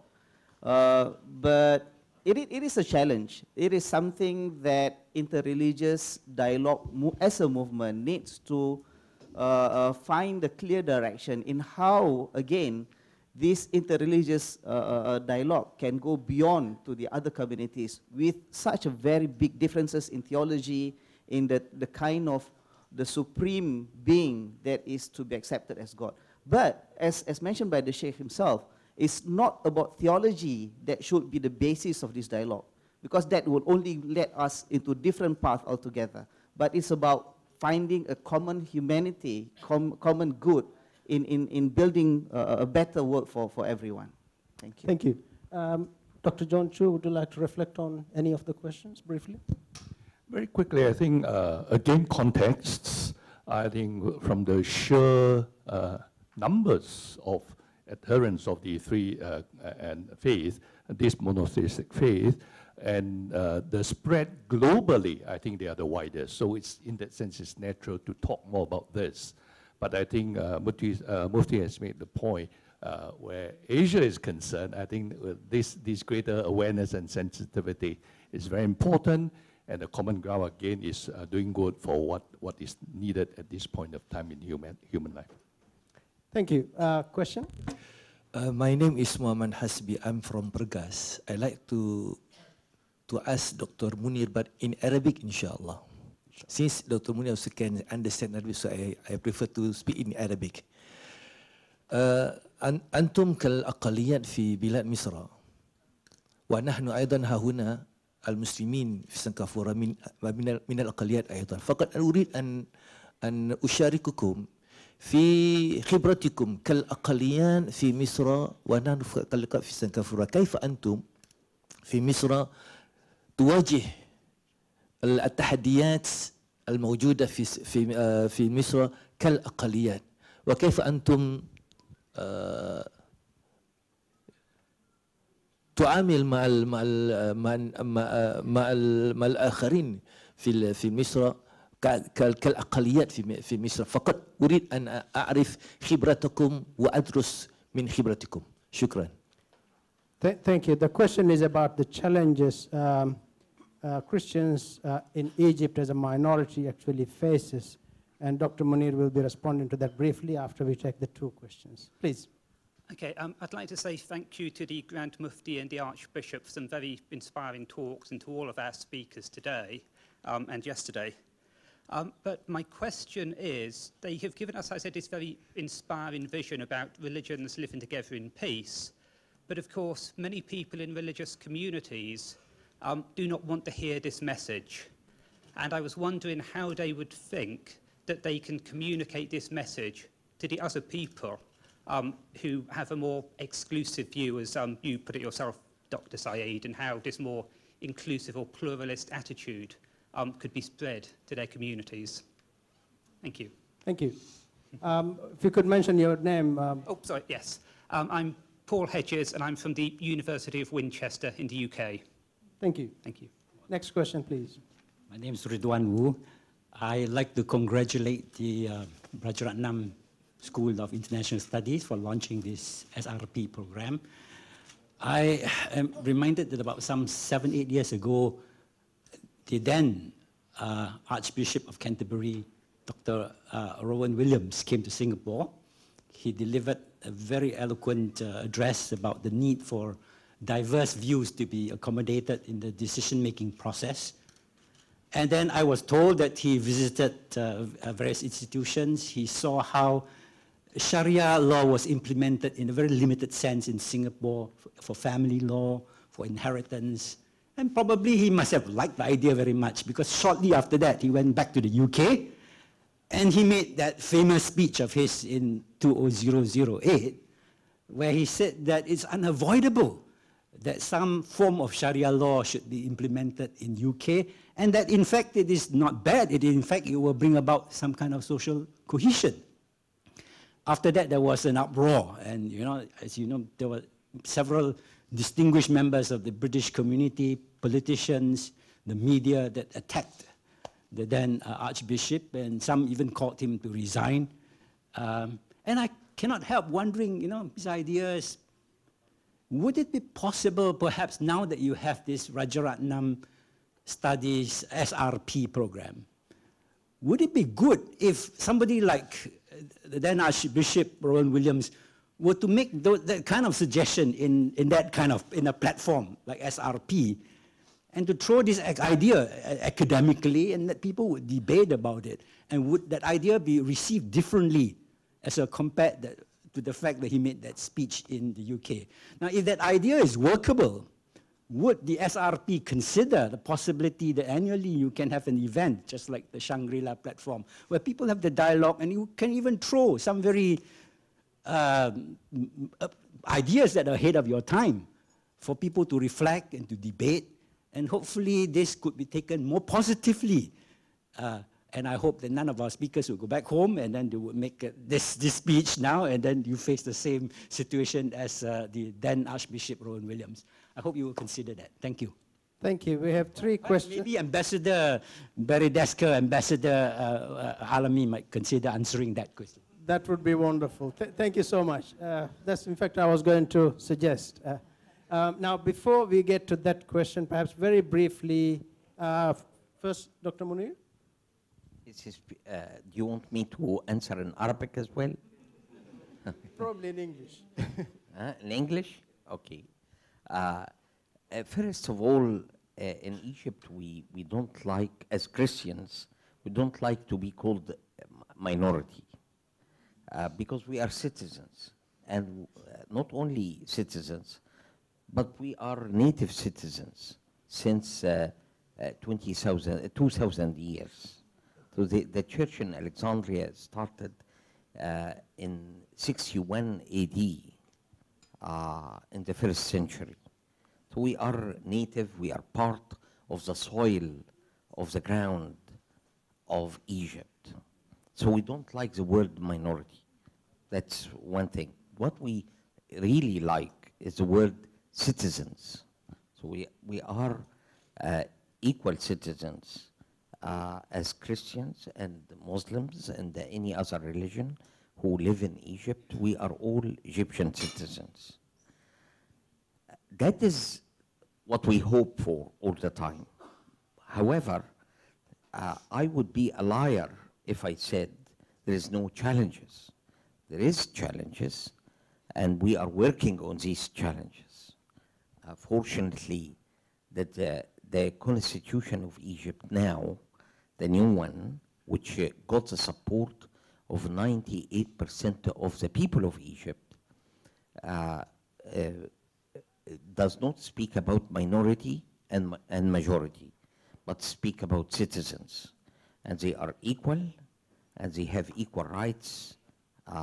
And our duty now is to work out this constitution with a new parliament that's going to be elected in 3 months.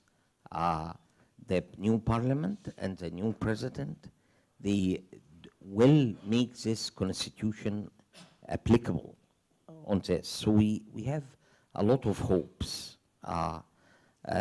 But the only way we face challenges is to speak our hearts and to raise our voice and to say to the administration and the government, this is, there is a challenge here, we need to work on it, and keep saying it.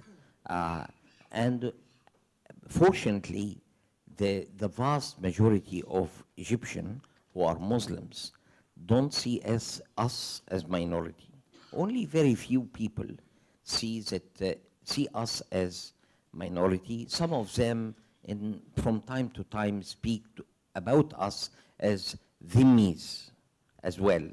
But fortunately, again, even our fellow Muslim citizens reject that we would be called dhimmis. Not only us, even our fellow Muslims refuse this. But anyway, the way is to speak up and ask for the right of citizenship. Thank you. Thank you. Thank you very much. The second question from Paul on the issue of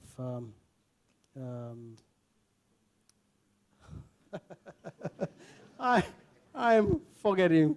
Sorry, Paul. You remember.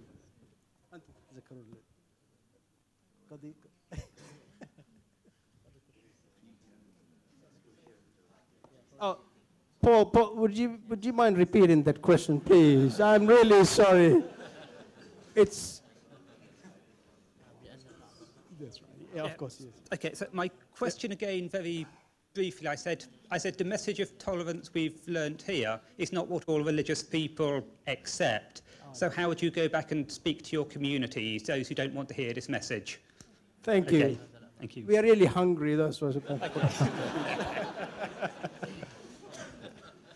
البذرة عندما نضعها في الأرض The seed when we put in the earth, هي تحتاج إلى وقت. it would require some time. لكنها لابد أن تنمو ولابد في وقت معين تنتج الشجرة. However, with given time, it will grow and it will become a tree. ثم الشجرة ستنتج الثمرة. And then this tree will bear fruits. وهكذا في هذا الأمر نحن ألقينا البذرة التي سوف تنتج ولا محالة ولكن تحتاج إلى بعض الوقت. And this is also how, or what we're doing now, we are putting seeds from which this seed will grow into a tree and bear fruits. Thank you very much. The last question was... the last question was for about SRP, and if Ambassador Barry Desker could respond to that question, please.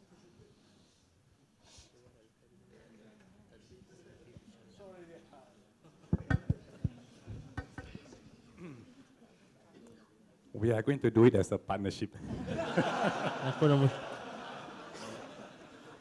Yeah.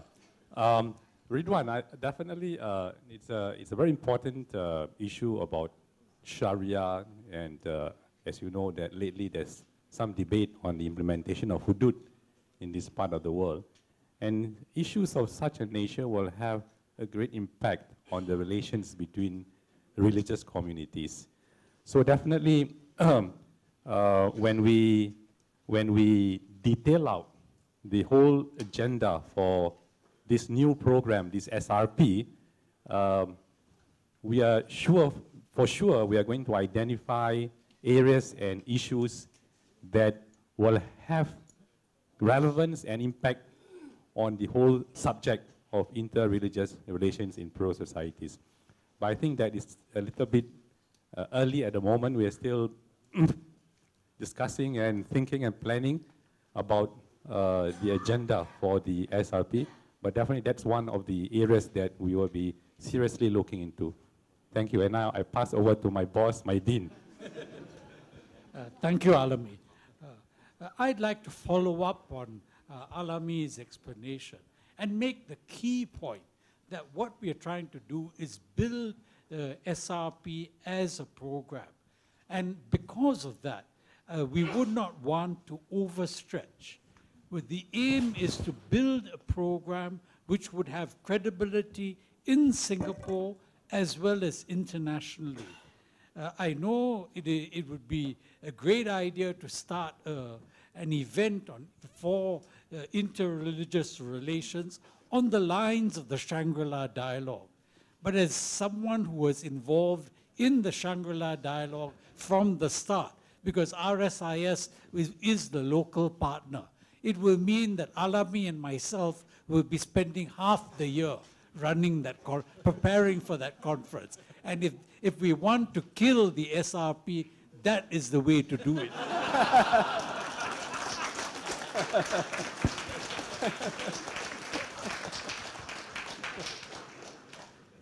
Thank you very much, Ambassador Barry and Ambassador Alami. I'm sure we can go on and on for another couple of hours discussing the very difficult and sometimes challenging issues raised by various speakers. And of course, there is a great need to understand a whole range of new issues that are emerging. But I have been warned by the organizers that I shouldn't go beyond 1:15. We have about 7 minutes. And I've also been asked to make some concluding remarks. I did prepare 4 pages of concluding remarks. But I'm not going to do that. But before I actually say a few words as concluding remarks, may I invite Dr. John Chu and Mufti to see if you have any particular thoughts, or do you have any additional thoughts? No, that's wonderful.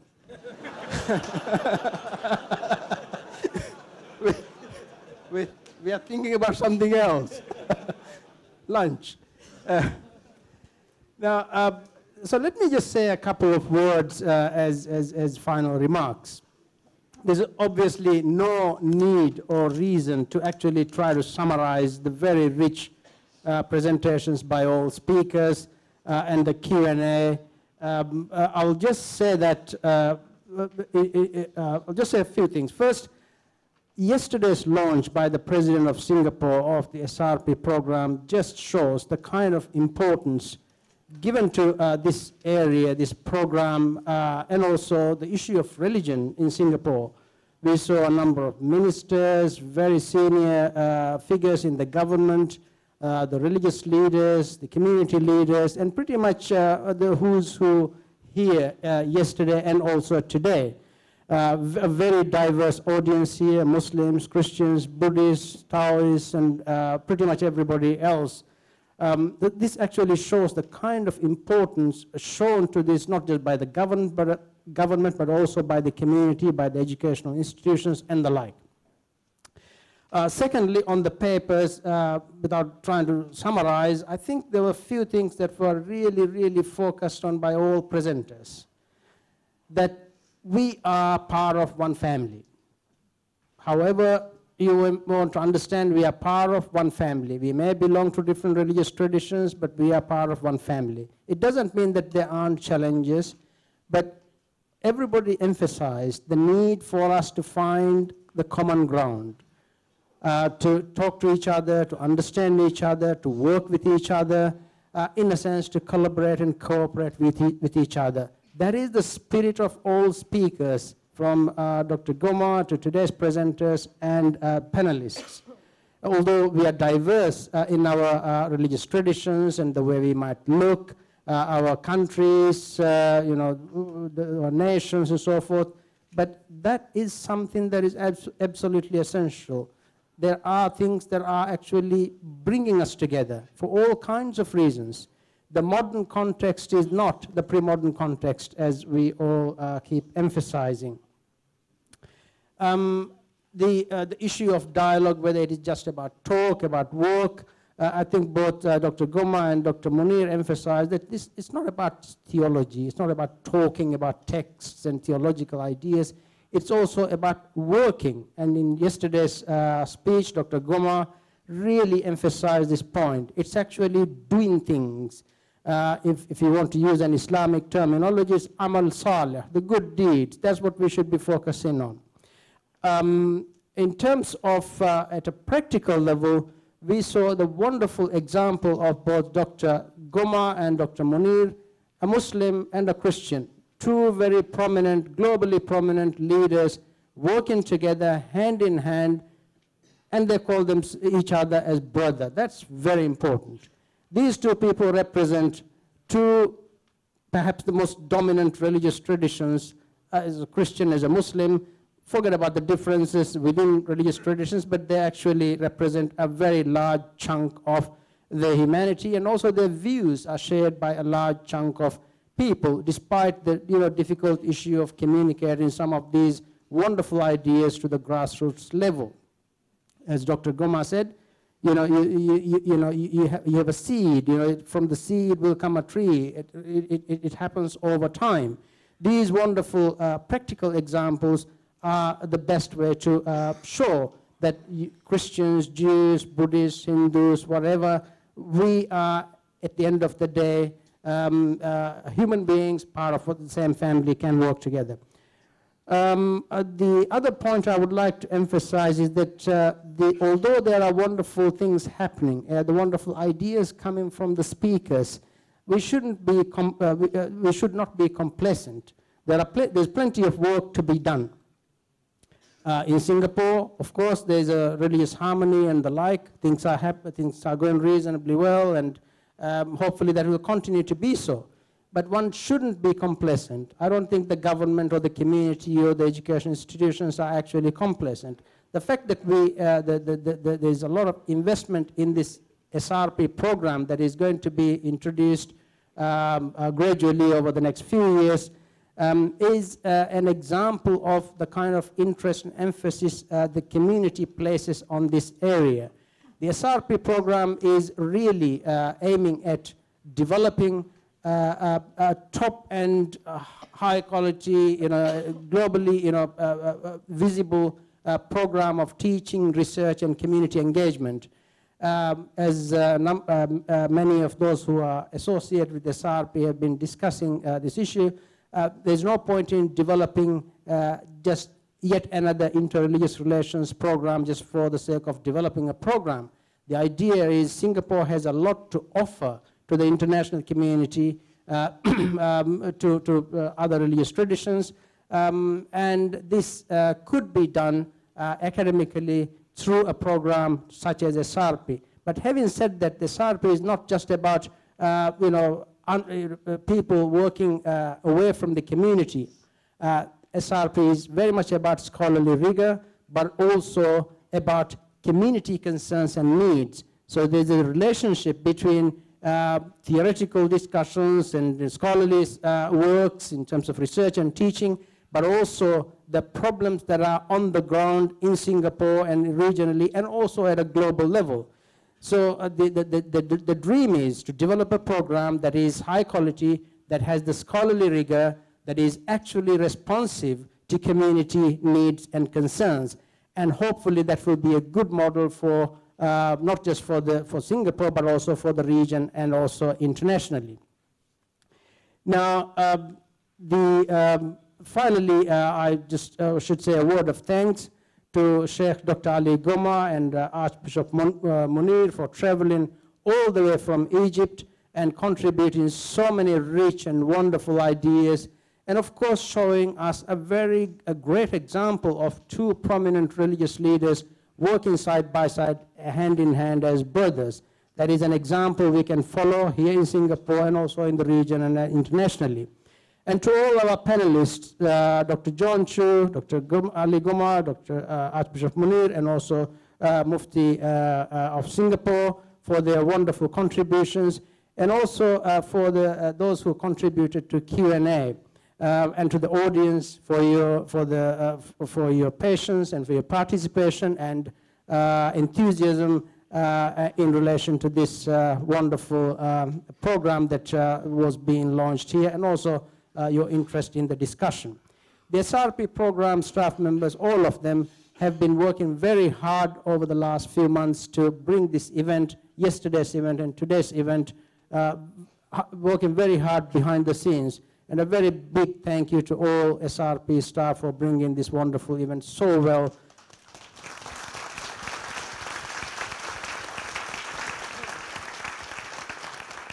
And of course, for an event like this to take place, we need hundreds and hundreds of volunteers, and there are plenty of them who are just contributing as volunteers.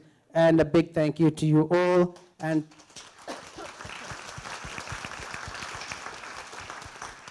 thank you all. May God's blessings be with you, and the lunch is ready.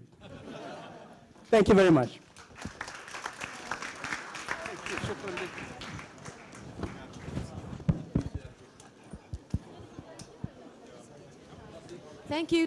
Thank you, distinguished guests, panelists.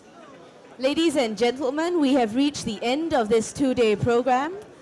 We thank the distinguished speakers and panelists for the engaging and thought-provoking discussions. On behalf of the organizers, our sincere thanks and appreciation. You are cordially invited to a buffet lunch outside the ballroom. Please feel free to bring your lunches back into the ballroom.